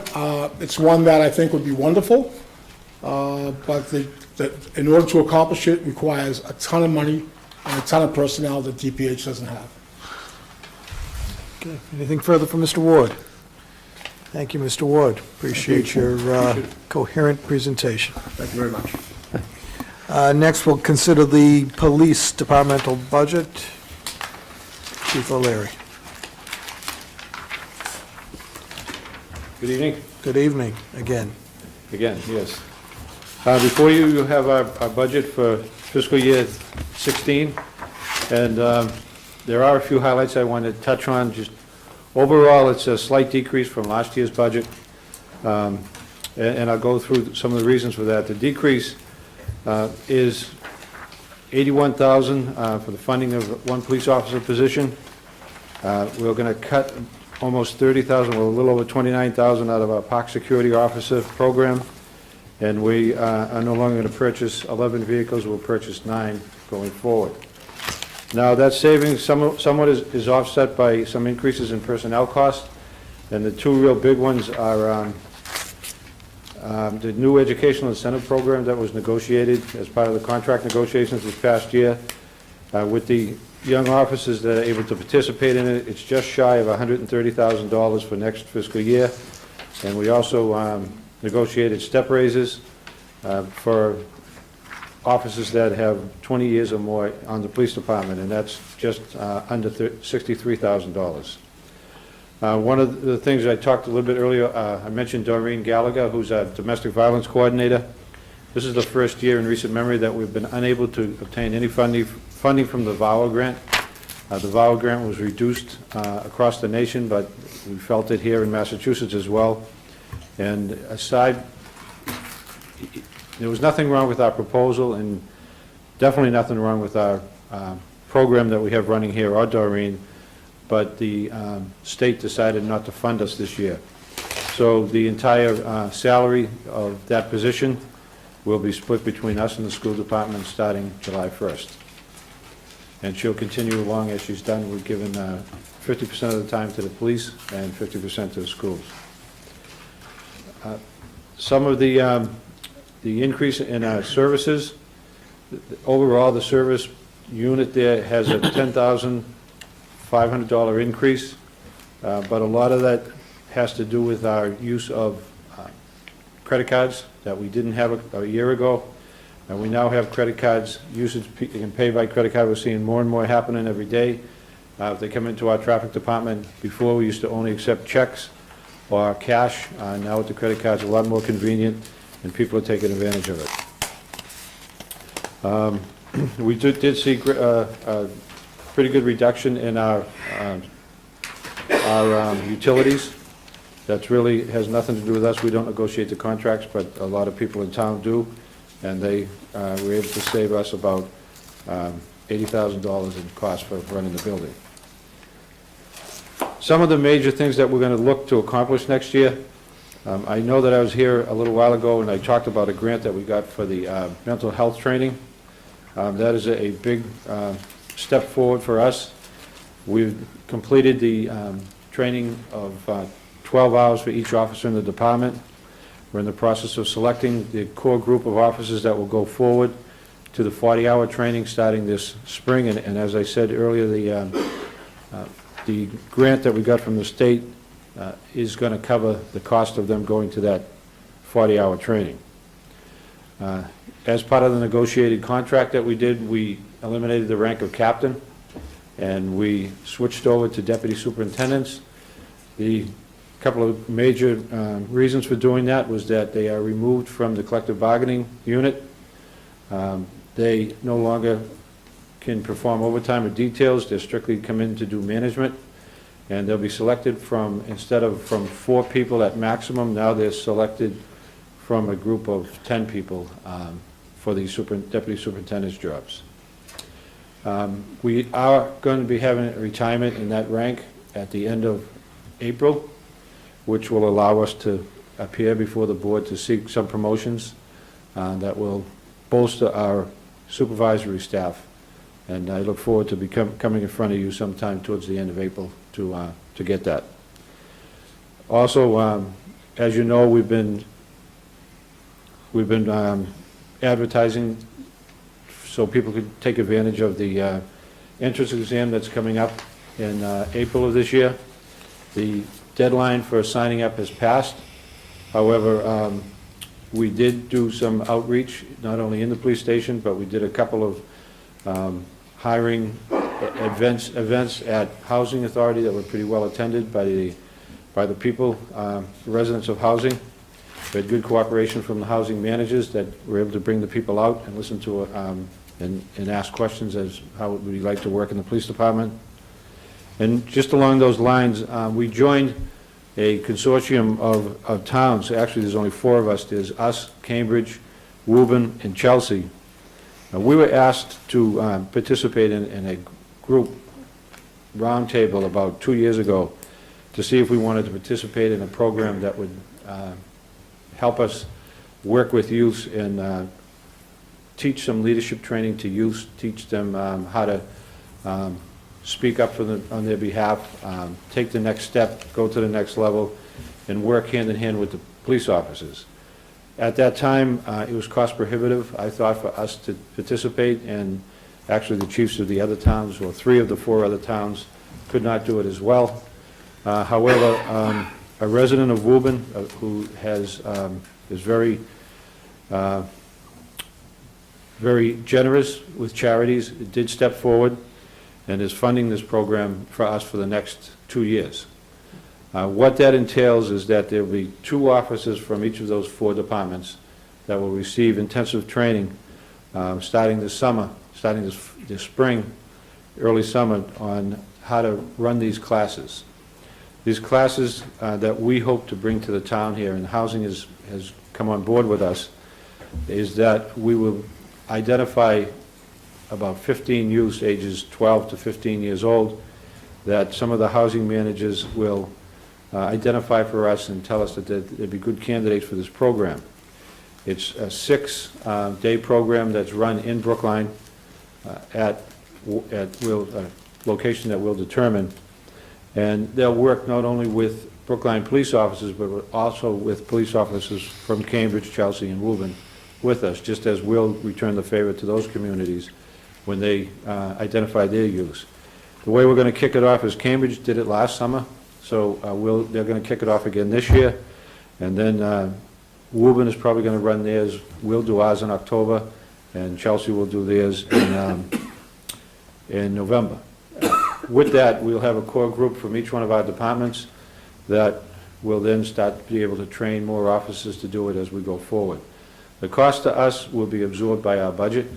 There will be some overtime costs because of these events taking place during the summer or during periods when not necessarily our offices would be working, but we look to choose offices that do their work primarily with youth right now.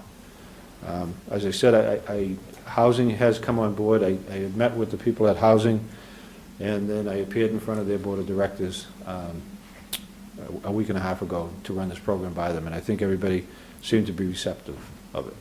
So that's just some of the things we have in the pipeline going forward. Questions for the chief? Anybody? Anybody else? Selectman Daley? Yeah, well, I have a couple questions. I must ask about your goal to expand tactical mountain bike training.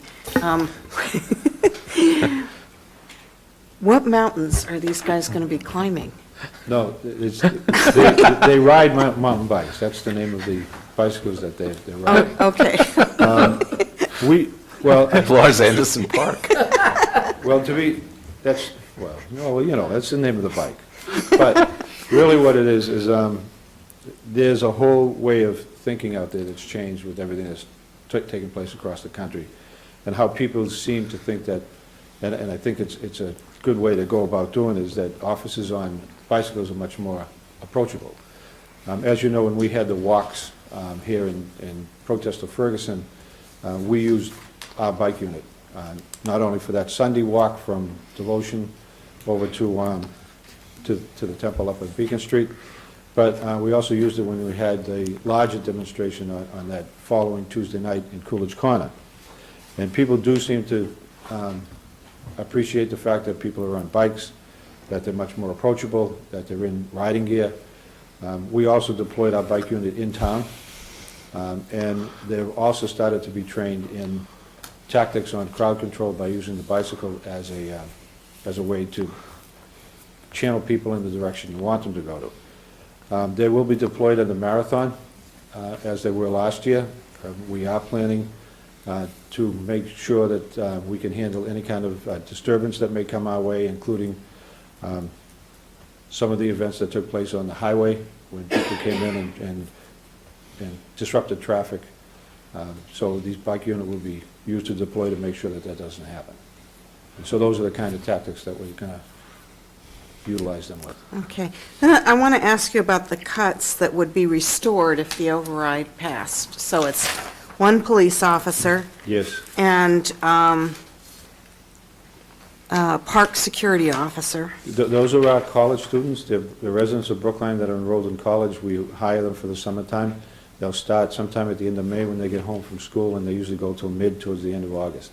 And they work in our parks. I noticed on the proposed cuts on DPW are park rangers also. So what does that mean in terms of, what are the issues we have in parks, and how will this affect those issues? A lot of times we will use the park security officers if we're having problems in parks with young kids, which we really have not been having lately. They've switched over a lot to go up to Lars Anderson during the weekends when it's pretty well populated. They go to some of our problem areas dealing with the Green Dog program and places like that. So that will be covered by regular officers now? If there's no funding restored, there would have to be. We would have to be more engaged in the playgrounds. Okay, and the patrol officer position, what does that do to? That would be one less position that we would have. It would probably end up coming out of our traffic department, traffic division. Are those the guys that sit up on Route 9 and No comment. Trade secret. I think you have too many people up there. Actually, at late nights, there is, the overnight shift, we have nobody in traffic working. Yeah. They work from 6:30 in the morning, and the shift changes at 2:30, and they work till 11:30 at night. And I believe there's a vehicle replacement one less vehicle replacement that you'd make to two. So that was my question, so tell us a little bit about that decision, how many vehicles you typically replace in a year, how you know when it's time, and what the practical consequences of delaying two vehicle replacements would be. We've been on a pretty robust replacement of 11 vehicles per year. And they've allowed us to make sure our fleet is up to date, make sure our cars are in good working order. We don't really choose when to change over the cars. That's usually done by the DPW. We'll sit down, we'll go, we'll consult with them. They'll pick the cars not necessarily based on age, but mileage, wear and tear to the chassis of it. Is it banged up pretty bad? Things like that. There are some cars that look like they're fairly new, but they have high miles. As you know, our cars will run 24 hours a day, 7 days a week, and those high mileage ones end up being, if you keep a car a little bit longer, you're gonna pay for more repairs. And so we have a pretty good system with the highway that will pick them and turn them over. And this year, we won't get our 11, we'll get 9 cars to do that with, if this stays as it is. So can we expect repair costs to increase then, because you're We would have to keeping keep the older cars longer. cars? Yes. Okay. And has that been worked into the budget? Was there an increase in repair costs that was accounted It for? goes to, we don't pay for those repairs. Yeah. The DPW commissioner is indicating that will be his budget. We should all be so lucky to have somebody else pay for our car repairs. Selectman Waschinsky. On a lighter note, I notice you have a bottled water line, Yes. which you may have to rethink, depending on what happens with a particular warrant article. But just, I got a call a few weeks ago about a few of the cameras that are up at intersections, which has been a big topic of conversation at town meeting and this board, and the complaint was that in a couple of the cameras, the shutters or whatever turns them off wasn't working, and they were on all the time. Can you comment on that? Sure. I actually have a letter coming over to the board, updated letter.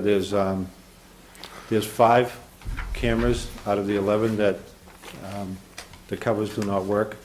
We put this camera system in place in 2009. And in 2009, we had 12 cameras at the time. We gave one away to Boston. We got 11, and then we put the shrouds on them. That company that manufactured those shrouds for us, that we didn't pay for, actually UASI paid for them, has basically gone out of that kind of a business and sold it. The company that took its place does not make any more shrouds. Of those cameras that work without shrouds, it's at Beacon in Carlton, Beacon in St. Paul, Beacon in Harvard, Chestnut Hill Avenue, Route 9, and I think the last one is Aspinwall and Brookline Ave. And those are either knocked down through motor vehicle accidents and destroyed, or they just ran out of their service time and they no longer worked. UASI has been running across these problems throughout its region, so they've come up with funding to replace the cameras. We have been assured, and we have been appropriated funding, but we haven't spent it yet until I come back to the board to ask, that they will replace all of the cameras for us. However, in the meantime, we did take the 5 camera locations that were damaged and are no good and replace them with new cameras. Those new cameras are larger than the ones we installed in 2009, so the shrouds do not work with them. So our problem is we can't find shrouds over the new cameras. Second thing is we did explore software that will allow us to do what we do now, which is quick on, quick off. We're unable to get that as well. So that's basically the letter that is sitting on my desk right now. Anything further for the chief? Yeah, just a question on the marathon that's coming up. Are we going to be looking at all-day cross-street, an all-day inability to cross Beacon Street as we did last year? Well, I will address that because I think I should. We are maintaining the barricades. The barricades will run from the finish line all the way up to BC. So it's going to take in all of Brookline and all of Boston. The crossovers, we engaged in some conversation with people about how we can accommodate people to get across the street.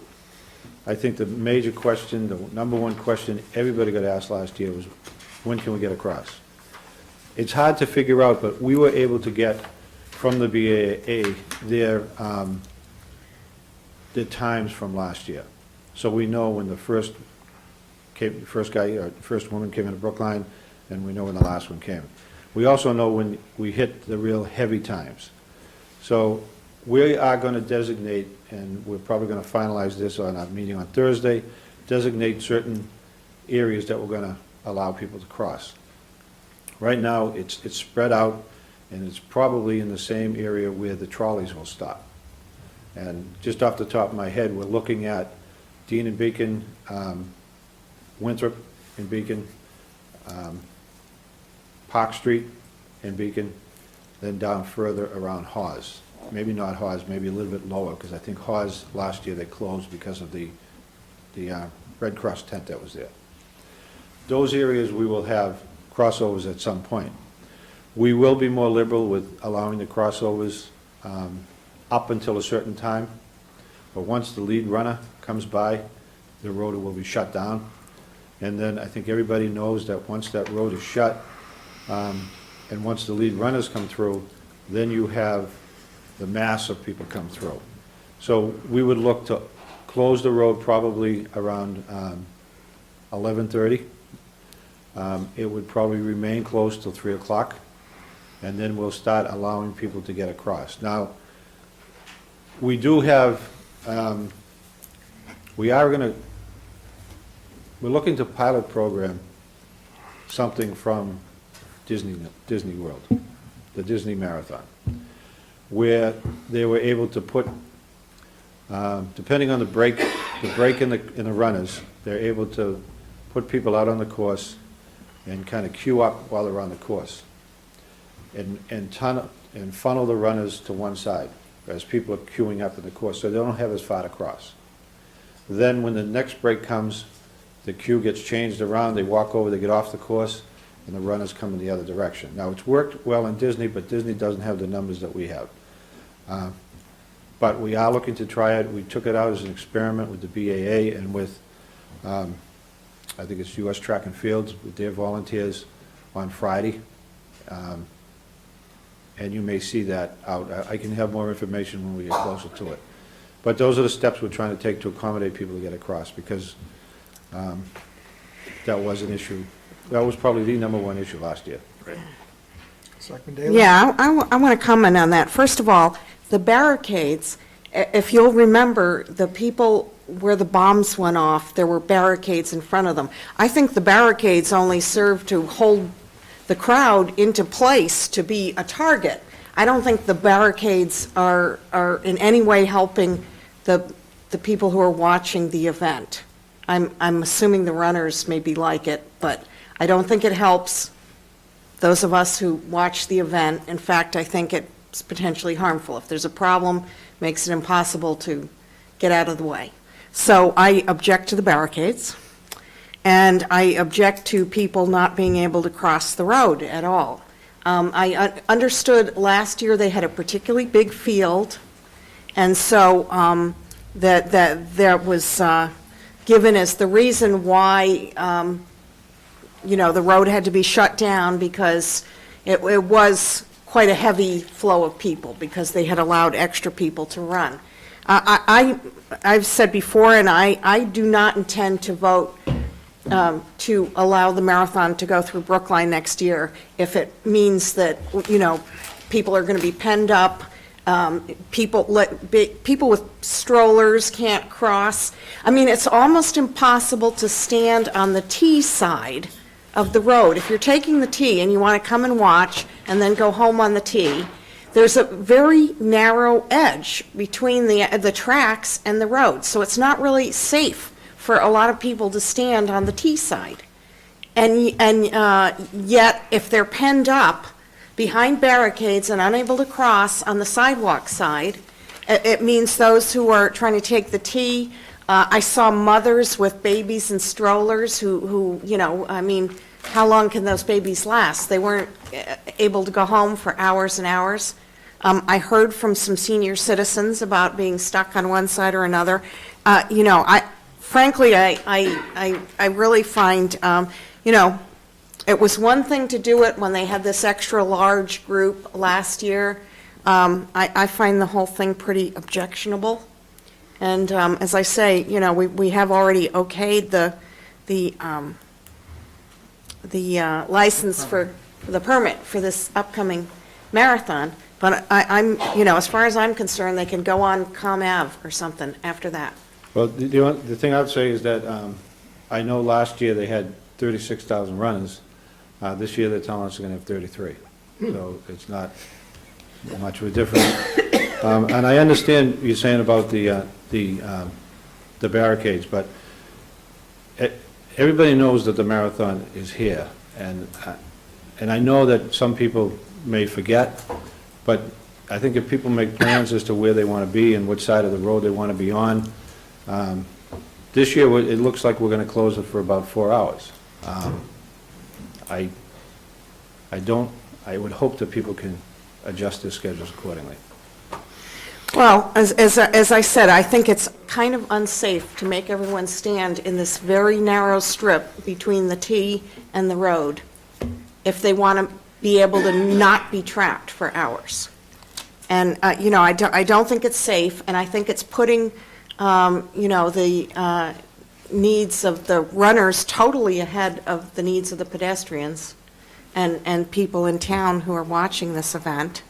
And, maybe the net marathon needs to be not so big or something, if this is the result. And I also really think, seeing over and over again recently with the Sarnaev trial going on, the people stuck behind those barriers, that doesn't do the people who are watching the event and possibly the subject of some attack any good, to be stuck behind those, crammed up against barricades with, people behind them so they can't step back if there's any kind of problem. Well, I'll just chime in that you don't speak for me, Selectman Daley. You were careful to say you speak for yourself. I am. But I'll still be here voting next year. I Let me point understand. that out. I won't, but I completely support the marathon coming through Brookline. It's been the tradition for many, many years. Every other community Well, seems I to think deal with the crowd issues, and I think we used to. we can, if I could finish, I think we can deal with it for 4 hours a year, too. So let's go back to the budget or for other considerations. This is not marathon discussion evening, so. Anything else for the chief? I did want to ask about the license plate recognition system that we've talked about for a number of years. I don't think it's It been hasn't been implemented deployed yet. yet, no. When and why, what has taken so long?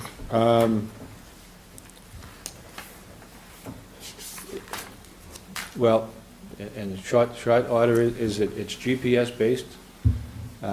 We have to do some talking with our officers about GPS system and cruises. All right. I mean, that equipment's been sitting in the box for a few years. It's sitting in the cruiser, actually. Oh, it's in the But it cruiser? hasn't been turned on, yep. Just hasn't been turned on, okay. Just offhand, do you happen to know how many citizen complaints were filed in the last year?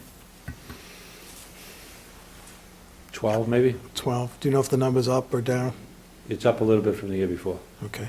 This is relative to our discussion at our interfaith panel a few weeks ago. I was just curious on the number. There was only one, and I think it was last year, there was only one racial profiling one that took place in the Trader Joe's parking lot.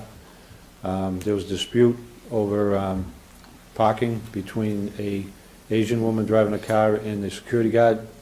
We were called to assist, and she filed a complaint that was unfounded against the officer who was called to assist the security guard. So you would have seen the report. Thank you. Anything further for the chief?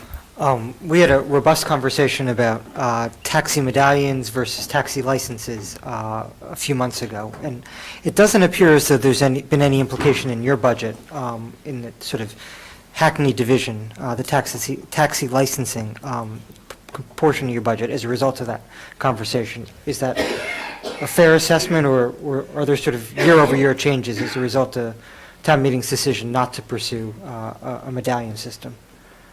We just haven't upgraded and done anything different than we do. We still control the licensing, we still do the inspections with the cabs, and we still have an officer that does that as part of his normal responsibility. So it really, because it's not going to the medallions, it's not making any changes No to us at impact. all. Okay. If there's nothing further, let's move on to our next departmental budget. Thank you, Thank you. Chief. And that is the DPW budget.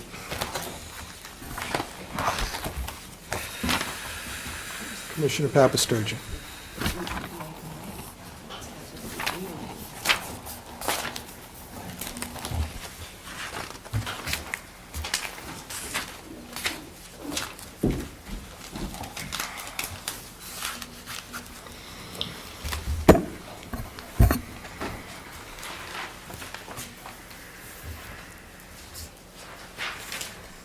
Thank you, Mr. Chairman. The bad news is that I promise this won't take any more than 2 hours. But the good news is that my voice is giving out, so it may only take 20 minutes, so the choice is yours. Okay.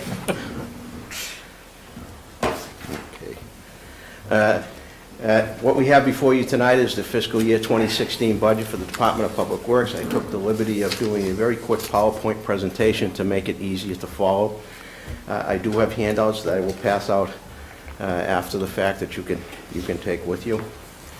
The Department of Public Works, as you know, is one of your major departments. We have right now we have 166 full-time equivalent employees. And we have a total budget, including water and sewer, of about $42.2 million. And I'll get into that a little bit. But this is an organization chart of the entire department. As you can imagine, and as you know, we have 4 major divisions, and all coming under the umbrella of the administration. We have water and sewer, headed up by Fred Russell. Highway and Sanitation and Fleet Services, headed up by Kevin Johnson. Parks and Open Space, headed up by Aaron Galantine. And Engineering and Transportation, of course, headed up by Peter Dill. Public Works is self-sufficient. We bring our own audience with us every night and every time, so my directors are here with me to lend support and to also answer any questions you may have later on as we get through the presentation. This chart is a functional chart that shows not so much positions, but tasks and responsibilities that we're charged with, and each division has their own separate responsibilities. Up on the top right, of course, are the boards and commissions that we answer to. You know, the Transportation Board, the Conservation Commission, Park and Rec Commission, Cemetery Trustees, Tree Planting Committee, and the Solid Waste Advisory Committee. This is a breakdown of all the divisions of Public Works in terms of dollar amount. As you can see in this chart, water and sewer takes the biggest chunk at $28 million. And that's basically because of the MWRA water and wastewater assessments. But if you further expand that and remove the assessments, what it really looks like is that. That's taken the MWRA out of the equation so that what you're actually looking at are the operational budgets of each division. Water and sewer is about 37% of the total. Highway sanitation combined is about 38%. Parks is 15%. And then it goes down engineering, transportation, and administration. And these are, of course, based on total dollar amounts based on the FY16 proposed budget. The total expenditures for the department, now this excludes water and sewer. This is just all of DPW without water and sewer. This is the breakdown. As you can see, personnel takes the biggest chunk of our budget at almost 55%, followed by contractual services, and then capital equipment. That's the infamous $700,000, but this year it's a little bit different because the $700,000 has morphed into $991,000, and I'll explain that a little bit as we go further along. And then the other category, supplies, utilities. Utilities is surprisingly a fairly large part of our budget also, gasoline, diesel, and the natural gas and electricity for our facilities, particularly the municipal service center. And streetlights, energy for streetlights. Summary of some of the changes for FY16 in the Public Works budget. I'll just highlight the major ones. There's a $11,000 reduction in overtime. That's as a result of a almost $20,000 reduction in sanitation overtime and an $8,000 increase in parks overtime for various functions there. I will tell you that the $20,000 reduction in sanitation was predicated on the ability to perhaps go to a 4-day sanitation collection, which would then allow us to eliminate Saturday collections during holiday weeks. That costs us about $25,000 in overtime when we have to work the extra Saturday on overtime. We are looking at a 4-day collection week. What's happening now is our recycling contract expires in June 30th with Waste Management this year, and I have opted not to extend it because I don't feel that the contract that we now have is very advantageous to the town as a whole. So we are getting ready to go out to bid for a new recycling contract for both collection and processing. We're going to be asking the contractors to propose to do both a 5-day collection and a 4-day collection because we want to see just what the private industry cost benefit is to go to a 4-day collection. We had originally thought that we could save some money doing that. I'm not so sure anymore.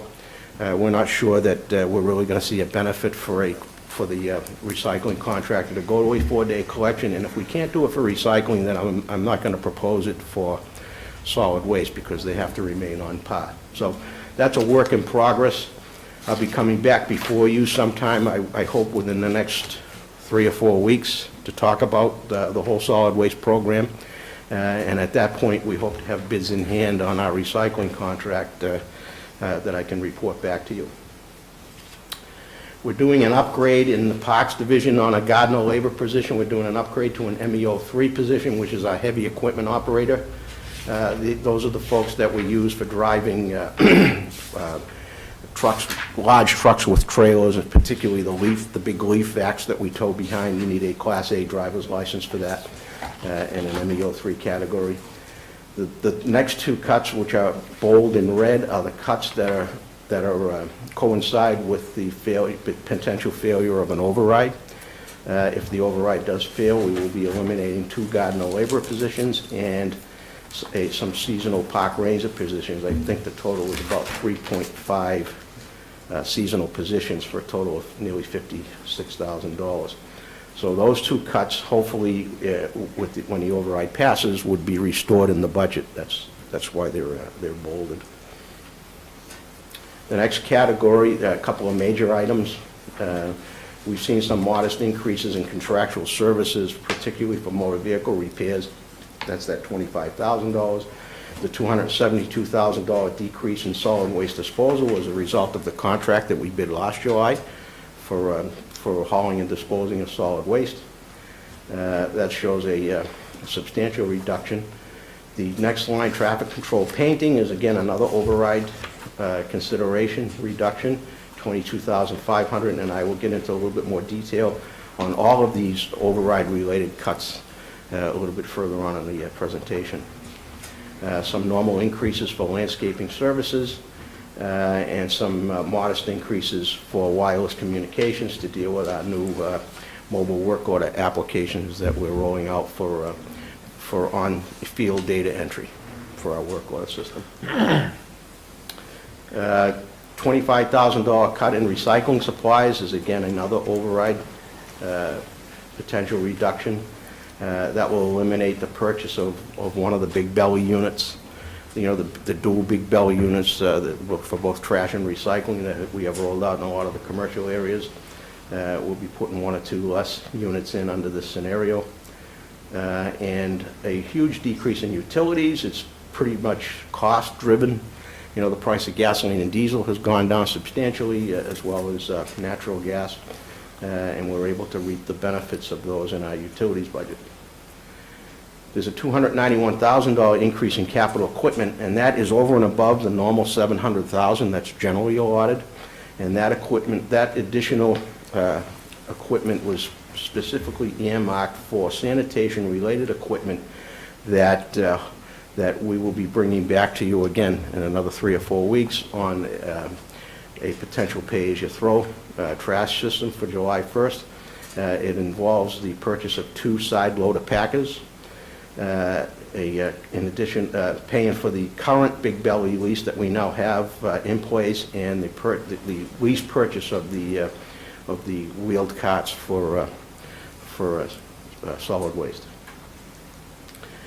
The total budget change is a reduction of $302,000, or about 2.1%. $194,000 of that is related to the override.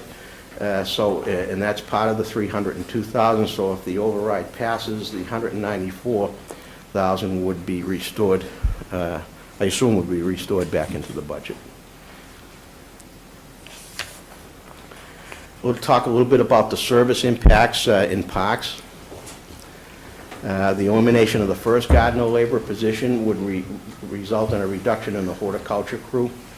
And Erin is here to answer any detailed questions that you may have later on regarding these programs, but there's going to be some reductions or elimination of the bulb planting program, the annuals planting program on town and school grounds, and a reduction in the ornamental plantings at traffic circles and medians. The second gardener labor elimination would actually eliminate an entire zone, one of our maintenance zones. It would result in a reduction in the maintenance of the Emerald Necklace, less ability to leverage some of the public-private partnerships for maintenance, and a general reduction in all zones, which would then show up as an overall service decrease in zone maintenance. Elimination of 3.5 seasonal park rangers. These are the folks that support the Green Dog program. It would eliminate volunteer programs and support that utilize the ranger service. Eliminate some of our educational programming and partnerships. It would cut back dramatically on the visitor services that we provide, with the exception of weekend permit holders at Los Anderson. And it could be a potential reduction in cleaning and stocking activities at restrooms, and perhaps an increase in trash and litter. So those are some of the impacts of a service cut in parks with those positions. The level of service impact in the highway division primarily is the reduction of $22,500 for traffic control painting. If you recall, back in 2012, we increased the budget from $40,000 to $90,000 for traffic line painting, and this was in response to a problem with not being able to get all of our long lines completed. What we try to achieve is we try to paint all of our all of our long lines, which includes single white, single yellow, and double yellow lines twice per year, once in the spring and once in the fall. We try to paint all of the crosswalks and stop bars once a year townwide. We do the painting of commercial and school zone crosswalks and stop bars an additional time every year, so we're doing those twice a year. And we try to do some of the striping in parking lots and some limited painting of arrows and legends. That's what we accomplished with the $90,000. With the cut, with a funding level of $67,500, we assume what we're projecting is that we would still be able to paint all the long lines twice per year townwide. The painting of crosswalks and stop bars, including the commercial and school zones, would have to be cut back to once a year. We wouldn't be able to do the commercial and school zones that additional time per year, and there would be very limited painting of arrows and legends. What you see missing from both of these lists, however, is the work that is not included under either scenario, work that we're really not getting to today, even at the $90,000 level, and that's a lot of the on-street parking stalls, which are the T's and L's, bike lanes, symbols, and sharrows. With the proliferation of bike lanes, those all involve long lines. They involve symbols and legends and the famous infamous sharrows that you see. We're not able to even get to those. Fortunately, when they're installed with thermoplastic, so they last longer initially. But at some point in the future, we're going to have to address, the repainting of those. And a full painting of all the arrows and legends, we just don't have the funds, even at $90,000, to do that. So that's the major impact. As far as the other impact on the recycling supplies, I'm not so concerned with that because that's just the putting off of the purchase or lease purchase of another big belly unit. The water and sewer enterprise breaks down a little bit like this. As you can see, the bulk of the costs to pay MWRA assessments, nearly 71% of the budget. The personnel in water and sewer, there are 41 full-time equivalents in water and sewer versus 121 in the remainder of the 122 in the remainder of the department. Some of the changes in water and sewer, the normal personnel fixed cost. There's been an elimination of a waterworks serviceman. We did some reorganization of the night shifts, and we actually closed the water and sewer facility on the 11 to 7 shift because the work tracking told us that there wasn't much activity in that shift, and we were getting very few calls on the 11 to 7 shift. So what we decided to do was eliminate the shift, close the facility. All calls are now routed through police dispatch that may come in, and then police dispatch notify standby personnel that we have available. So what we were able to accomplish by eliminating that position for the nearly $48,000 is we're going to add a new storekeeper position to the division for inventory and purchasing control. As you can imagine, we have a very large and an expensive inventory at our water facility in terms of brass and copper and all that type of piping material. We have a real dire need for a storekeeper position. There was one years ago, and it was eliminated years ago, and it was probably one of the few mistakes that I've made in my career here, eliminating it. So I'm going to write it now and try to get it back. And then just a modest increase on what we call working out of class pay. That's the pool of funds that we use when somebody is, if a person is out sick and we have to upgrade somebody to a supervisory position for the day, that's where that money is used to fund that. Selectman DeWitt's infamous online customer portal is about to come online, and we've put in the budget a $12,500 increase to pay for the data processing maintenance fees for that system.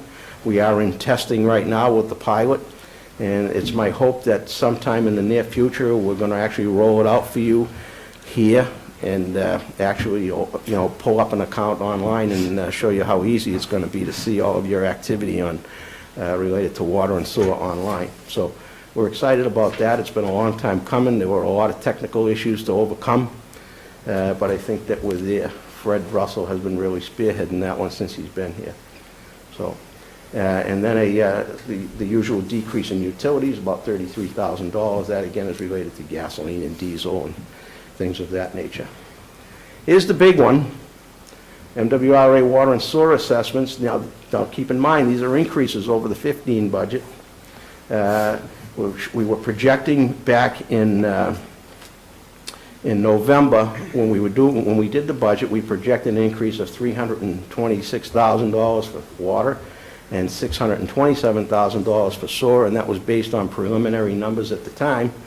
I will tell you that now things have changed a bit, and we have a new set of numbers that just came out in February. So, just to be clear, those are the first set you spoke were the ones that are in the budget book, right? That's correct. Yeah, okay. Yes. So the numbers that are in the budget book were the numbers that were available at the time the budget was done. But since the next iteration that came out just last month, those numbers have gone down dramatically. And normally what happens is we usually leave, because of logistics, we leave the budget book alone. The budget is approved at town meeting, and then we generally go back to the fall town meeting and do a budget amendment to actually reduce the water and sewer budget. By then, we'll have exact figures. What happens is the MWRA board votes preliminary figures in February. which are the next iteration, and they are nearly $350,000 less than what you see in the budget book, which is good news. But the final budget will not be voted until June. And of course, in June, it's too late really to do anything here. So I assume that the final number in June will come down even lower than that, because once the advisory board at MWRA gets a hold of it, they usually cut it further. So there could be further increases in June. Those will be reflected in a budget amendment for the fall town meeting to make it what it needs to be. So I don't want to scare you with that $950,000 number on the side. The number is actually more like $600,000 today. The rest of the overhead reserves, debt service is a substantial number in water. That's to pay off the note on some of our wastewater capital projects. The water capital projects the debt service has been steadily decreasing since we finished the cleaning and lighting program. Oh, it's almost 15 years ago now. And of course, capital equipment in the water and sewer division is not bound by the $700,000 cap that exists in the regular budget. So that generally fluctuates in any given year. Some years it's up, some years it's down. It depends on the type of equipment that you're scheduled to replace in that particular year. So there's the number, 5.4% in water and sewer, or $1.4 million. That number now is, of course, closer to 1.1 million, and I would assume in a few months it'll go even lower than that once the assessments are finalized. A little note about capital equipment. These are some of the pieces, I couldn't resist, I'm sorry. But these are some of the pieces that are in the 16 budget that we will be purchasing. The unit on the left, some of you may have already seen that around town. We call that the Beast. That machine does in one night, in terms of snow removal, what generally takes us 4 nights with a contractor. So we're really excited about that machine. We were able to secure one for a demo, and we're able to do a lot of cleanup work in town with that machine, and I'm really excited about adding that to our fleet at some point. And When of we course, go to buy it, you're going to be able to argue that it's used, so you get a discount? Don't worry, we'll negotiate. We did buy, we were lucky enough to get your permission to buy a new Bombardier sidewalk tractor this year. That's in addition to the one we bought last year, so we have 2 of those fairly new units. Now, we have a third one that's in the 16 budget, which is that machine there we will be buying this summer. So we'll have 3 fairly new machines going into the winter next year, plus a 2008 machine that's also in very good shape. So going into the winter next year, we'll have 4 very good Bombardier snow thrower tractors that are equipped with sanders on the back, as you can see. And those are our lifeline for sidewalk clearing, particularly in the commercial areas and the school zones. The other outstanding piece of equipment you will see in the budget, there are 2 of these trucks. These are 32 cubic yard rubbish packers. They're equipped with automated side loaders, and this is in anticipation of a pay-as-you-throw program going forward. Last year, we took delivery on a brand-new rail loader, which you do need to have also in the system for picking up a lot of the areas where you just can't get a side loader, you can't use a side loader. So those machines are in the budget also going forward. Some of the objectives for FY16, and I'll wrap this up very quickly. This year, believe it or not, is our 4th and final year for accreditation. It's been 4 years since we were nationally accredited as a public works agency. When we were accredited, we were the 70th public works agency in North America out of 19,000 public works agencies. We were the 70th to be accredited nationally, and we were very proud of that.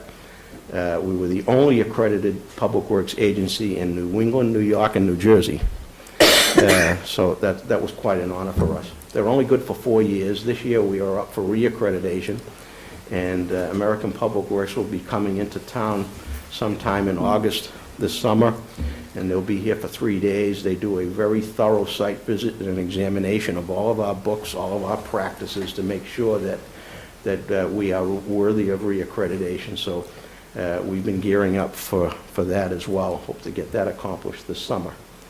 The renovations to the Municipal Service Center will hopefully take place this summer. That should be going out to bid very shortly. We will, once the MWRA gets off Fisher Avenue, we'll begin the reconstruction of Fisher Avenue this summer in its entirety. That is a complete reconstruction that'll coincide with the completion, of course, of the new reservoir, Fisher Hill Reservoir Park, which it's coming along very nicely. I don't know how many of you have been up there to see it, but it's quite an undertaking. We are going to try to move forward. We're going to present a report to the board very shortly on the construction of high visibility crosswalks at priority pedestrian crossings in town. We now have what we think is a good recommendation going forward for the right material, stuff that's going to last. We are, believe it or not, beginning phase 3 of the LED streetlight program, which is year 3 out of 4. So we're really progressing. That is an in-house program. It's being done by Highway Division staff. We opted not to contract it out because we thought we could do a better job in-house, and I firmly believe that we are. We are replacing nearly 3,800 high-pressure sodium and mercury vapor streetlights with LED fixtures of various wattages.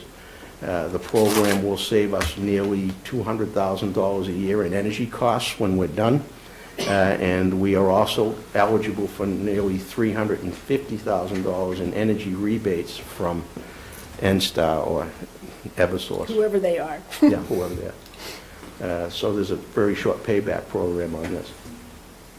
Once the LED streetlight program is completed, we will be reanalyzing the need for smart controls to see whether or not it's worth our while to even invest in smart controls, because without the Department of Public Utilities agreeing to, of forcing NSTAR to accept our metered feature on the streetlights so that we can take advantage of the reduction in energy, it really doesn't serve us any purpose to have smart controls on the lights. So we'll be reanalyzing that as we go forward. The smart controls are self-metering, so we can know exactly how much energy each streetlight is using. The problem is that NSTAR today will not recognize that metered figure. So that's a legal issue.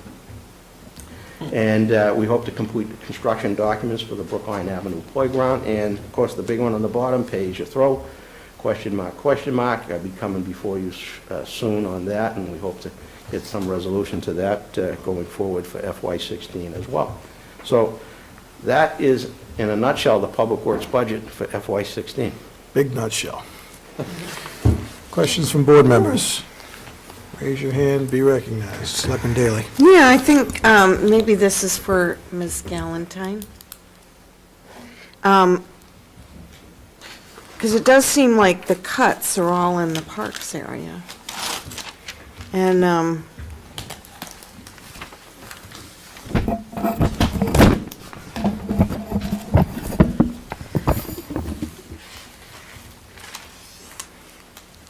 Good evening. Good evening. so I assume on the bulb planting program thing, the existing bulbs that are in the ground will come up again, so, right? Or do you guys take them out every year? We don't, actually. No, so we there are- add about I 40,000 haven't enjoyed them a bulbs great deal, each- but I each assume year. some of that will still be in existence. But the seasonal park rangers is, I guess, I'm particularly concerned about that, because also since the police department is eliminating their park security person as part of the cuts, what does this do to, what do you feel is So the I likely think effect of that? Andy articulated this very well. So we have 4 seasonal park rangers. They support, the full-time park ranger position is fully funded by the Green Dog Program. Seasonal park rangers have been supported by permit fees and the Green Dog Program. So 50% of their time is supporting Green Dog. We have 1,500 over 1,500 participants, 14 parks. It is working with the animal control officer, the health department, neighbors, my staff. We had an incident today, so there's a lot of time managing that program. So that will be reduced on the, So I guess what I'm trying to get at is, are most of the incidents that they are called upon to respond to do with the Green Dog program, or are there other issues? And I remember we had one time in Schick Park that was near my house, was like every morning when you'd come up to the park, somebody had been up there breaking bottles the night before. And we've had that in several parks. I think the great distinction really between the park rangers and the police department is that we are educators and they're enforcers. And so we are really the ones out there first trying to mediate any problems, to see if there are any patterns, to clean up the broken glass, to make the park safe. And so we'll go out and do that and then communicate as appropriate with the police department. So the park rangers overall, so about 50% is Green Dog. We have 25% that would be permit compliance and support. So there are about over 8,600 permits that they verified, whether it was athletic field user groups, barbecues, parties, daycare centers, a whole host of things in 2014 that they had a presence. They close the fields, check when they're wet, and help update the website. You'll just we'll be in the position of just assuming people that are adhering to the permits they have or not. Correct. We would not be able to support that. There's about 15% of their time that goes towards maintenance, and that's part of what they do when they're out there doing their inspections or Green Dog. But with trash alone, they picked up over 14,000 pieces of trash in 2014. So, and opening and stocking. I'm impressed that they count every piece that they. If you don't count, you don't count. So, we actually have a database and a whole tracking sheet that they're responsible to So fill out every piece of trash, daily. they're ticking the Oh, box. they'll collect, they collect and do it per park. And then stewardship and education and outreach. So that's everything from our summer movie series, the concerts at Olmsted Park, Brookline Bikes Beacon. My full-time ranger can support some of this, but we wouldn't have the summer support to really round that out. Tours that we do in the park, would be compromised in terms of our ability to do that, and managing volunteer projects. And they help support, I think their ability to go out and do some of that work as well enables our full-time ranger to do some work looking for grants.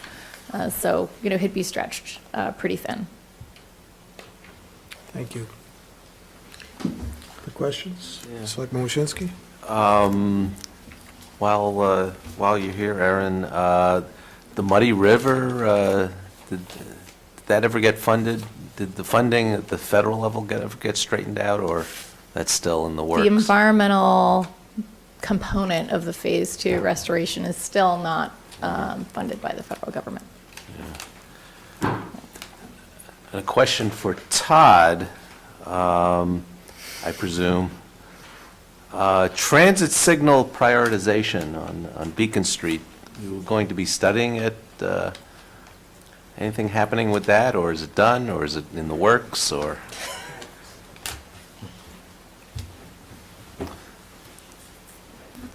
Todd Crane, Transit Station Administrator.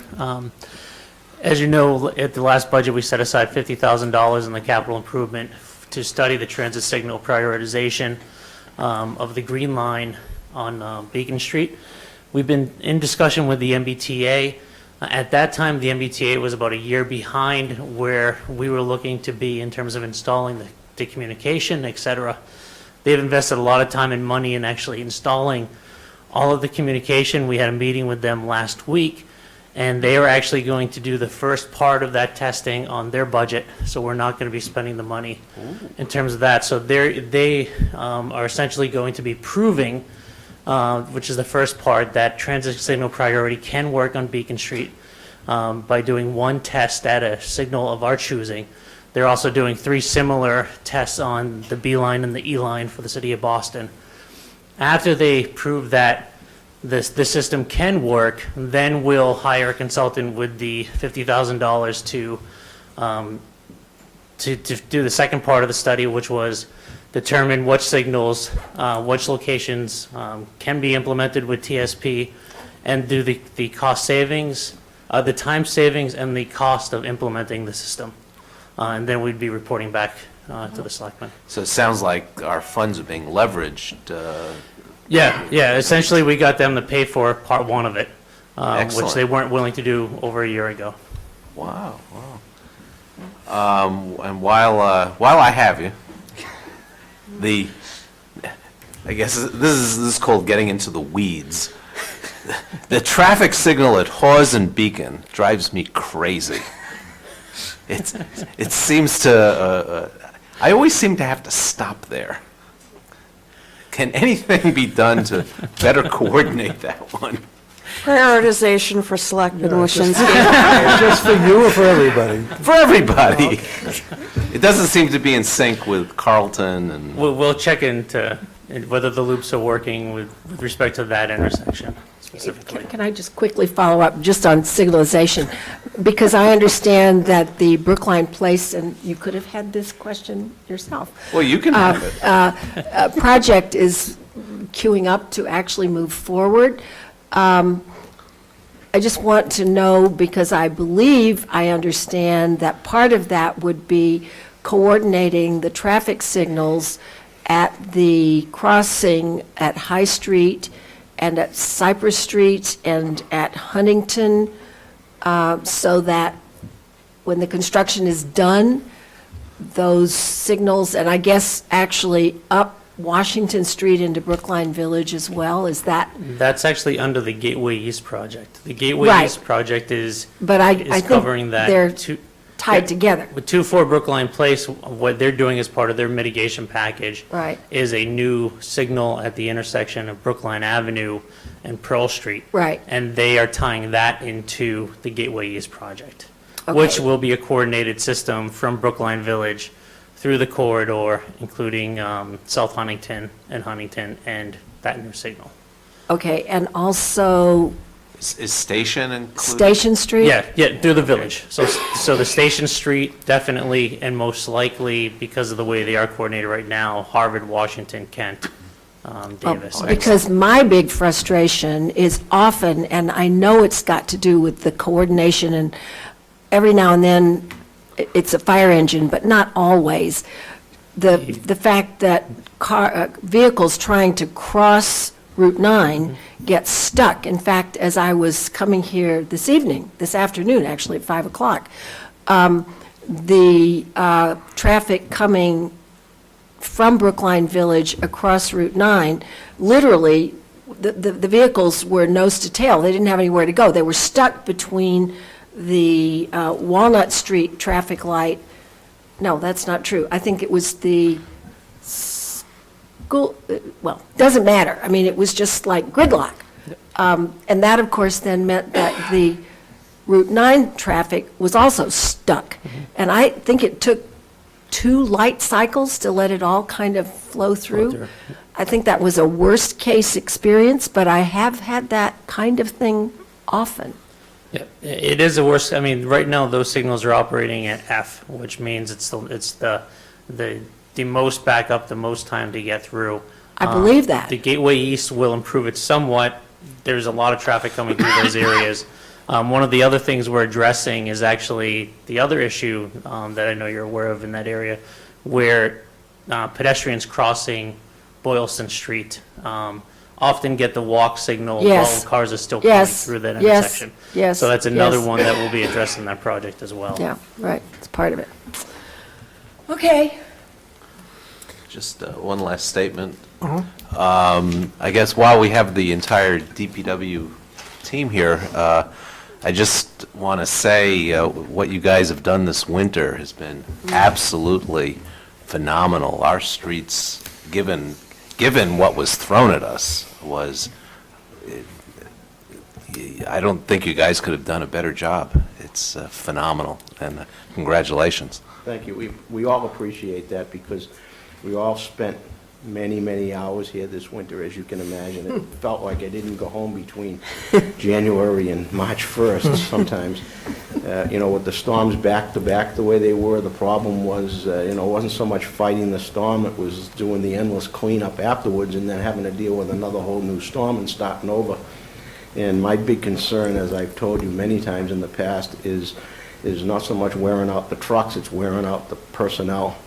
And I'm very cognizant of the safety of our own personnel. And it gets to a point where you need to start rotating crews and giving them downtime. And, sending them home is not an option, when you're under conditions like that. So we have to do the best we can here. So, we'll pass that along to all of our personnel. I'm sure that they'll all appreciate your kind words, but we all appreciate it. Thank you. And I'd just like to add my appreciation for your summary this evening. That was very helpful. Thank you. And I have handouts that you can take with you. Oh, great. Even better. Have we achieved sewer separation yet? And if so, are we seeing any savings in MWRA sewage rates, since we're not dumping our wastewater into our stormwater into the wastewater system? We have achieved as much sewer separation as we're ever going to achieve, yes. We have very few combined sewers left. The last chunk that we did, the big project down on Lower Beacon Street, of course, separated the bulk of it out. We are monitoring that very carefully, especially during wet weather events, to make sure that it's functioning properly, and I'll tell you that over the past year or so, it's functioned flawlessly. The new outfall, storm drain outfall going out to the Charles River is working perfectly. We're not experiencing any backups along that corridor on Lower Beacon Street any longer. And we've had some substantial storms that we've dealt with. So the system seems to be working good. It does appear that we're starting to reap some of the benefits financially from it because we are seeing some of the average daily flows decrease in wastewater flow. But of course, I have to caution you that it's very weather dependent. There's still a lot of connections out there, infiltration and inflow that is still getting into our systems that we're always striving to stress to deal with. We have projects that are going to be going out into the street very shortly to, for $1 million or $1.5 million to address infiltration and inflow removal. So that's going to be an ongoing project going forward, but every project that we get done makes the system even better, and hopefully the flows will reduce further. Thank you. Just a follow-up, this made me think about, in the MWRA assessment, it cost about twice as much for sewer as for water coming in. And I was hoping that there would be some improvement as we had better sewer separation and all those other kind of good things you've been doing. So I guess my question is, that ratio just likely to be permanent? Well, MWRA assessments are a zero-sum game, okay? Out of all the communities, 61 communities, and we're all assessed based on our percent share of the system. So as we do projects that improve or decrease our wastewater flow, as long as we're doing them at a faster rate than everybody else, we reap the financial benefit of that. If everybody was to do the same thing and everybody saw a 5% reduction, well, it's great for the system because it costs less to run it, but everybody still pays pretty much the same amount because we're all, equal. It's a zero-sum game. So, I can never understand why you can't ever seem to win by doing the right thing with the MWRA. Well, if you think about it, it's mostly, on their end, it's mostly fixed costs. It is. Right. But the bulk of MWRA costs, and hence the assessments, are now debt service. You're paying for the construction of Deer Island. That was a $4 billion plant. You're paying for the construction of the water treatment plant out in Marlboro. You're paying for the new aqueduct and the tunnel that comes in from Marlboro to Greater. You're paying the debt service on all that now. And all these projects were court-mandated projects, so, you're going to be paying the debt service for quite some time. I think the MWRA, you know, I'm a little bit biased, as you know, because I sit on the board, but, you know, they're very good at managing their finances over there, and they're very good at getting the best bang for the buck they can in terms of refinancing debt and doing those types of things. Well, and to be fair, I think we are extremely fortunate that we can drink our tap water, which is not true in lots of places, Very true. even near neighbors of ours, so. Anything further for the Commissioner? Selectman Daley? Yeah, I see that you've got the pay-as-you-throw question mark up there. I thought you were going to be coming back before us. When are you coming? The reason I put the question marks there is because I didn't want to, you haven't voted it yet, so I No, didn't I want to thought be you were so gonna forward ask- to. Okay, I thought you were going to ask us to vote for it. I am going to. Sometime I'm soon. coming before you very soon. I'm working out the details with the town administrator on just when is the right time to come back before you and to present that. It may well be that you want to have a public hearing as well, to deal with, you know, the whole system and the total sizes and all of that. So, you know, I think at some point we need to do that before the beginning of FY16. So, yes, I have every intention of coming before you. Okay, and I will just note, we had, I think it was Allison Steinfeld here last week, and her department was applying for a grant, and one of the things that the grant could be used for was lead street lighting, so I asked her to include that as a possible. And she did. And- We have worked with her on that. Okay, so I just wanted you guys to get in on that. Yes, what we are actually looking at is we're doing an analysis of street lighting within parks. You know, we've already, the program that we're underway with now is taking care of all the public way street lights, so we're looking at the park systems now to see if we can't retrofit a lot of the park lighting with LED as well and take advantage of that. So we have included that information back to Allison for the potential grant. And I'm sorry, we should just let you go, but I guess it's also fair to say that you have, as the DPW, been involved in getting a solar array at the Single Tree property where we have our water collection system? That's our water storage tank. Storage tank, right. Selectman Daley's favorite place, single Yeah. tree tank. Yes. We're also looking Almost at- every budget, We're and he also wants looking at to. a solar array for the transfer station. Oh, great. Well, Good. All right, more the merrier. I have one final point. I want to echo what Selectman Waschinsky said about what a great job I think you guys did this winter. But those little signs about you can't park on this side of the street Yep. are falling over and laying around and out in the street in some places. And so can the garbage guys pick them up? No, as we're they go picking them, past? actually, we started picking them up this week. We're picking them up now. Okay. Because in most cases, they're no longer needed. And in areas where they are still needed, we're attempting to get the beast out there to cut back on the snowbank, so. Okay. Very good. Good. Anything else for the Commissioner or for members of the DPW? Thank you, Commissioner. Excellent presentation, very coherent. And concludes our discussion of the financial plan, and we can move to our final agenda item, which is the question of approving and executing the annual election warrant for the May 5th election. Any comments, questions, or considerations? Nope. Looks to be an interesting warrant. That's my only comment. Looks good. All right, I move that we approve and execute the May 5th, 2015 annual election warrant. All in favor, say aye. Selectman Daley? Aye. Selectman DeWitt? Aye. Selectman Waschinsky? Aye. Selectman Franco? Aye. And I also vote aye. That concludes our business for this evening. Thank you all.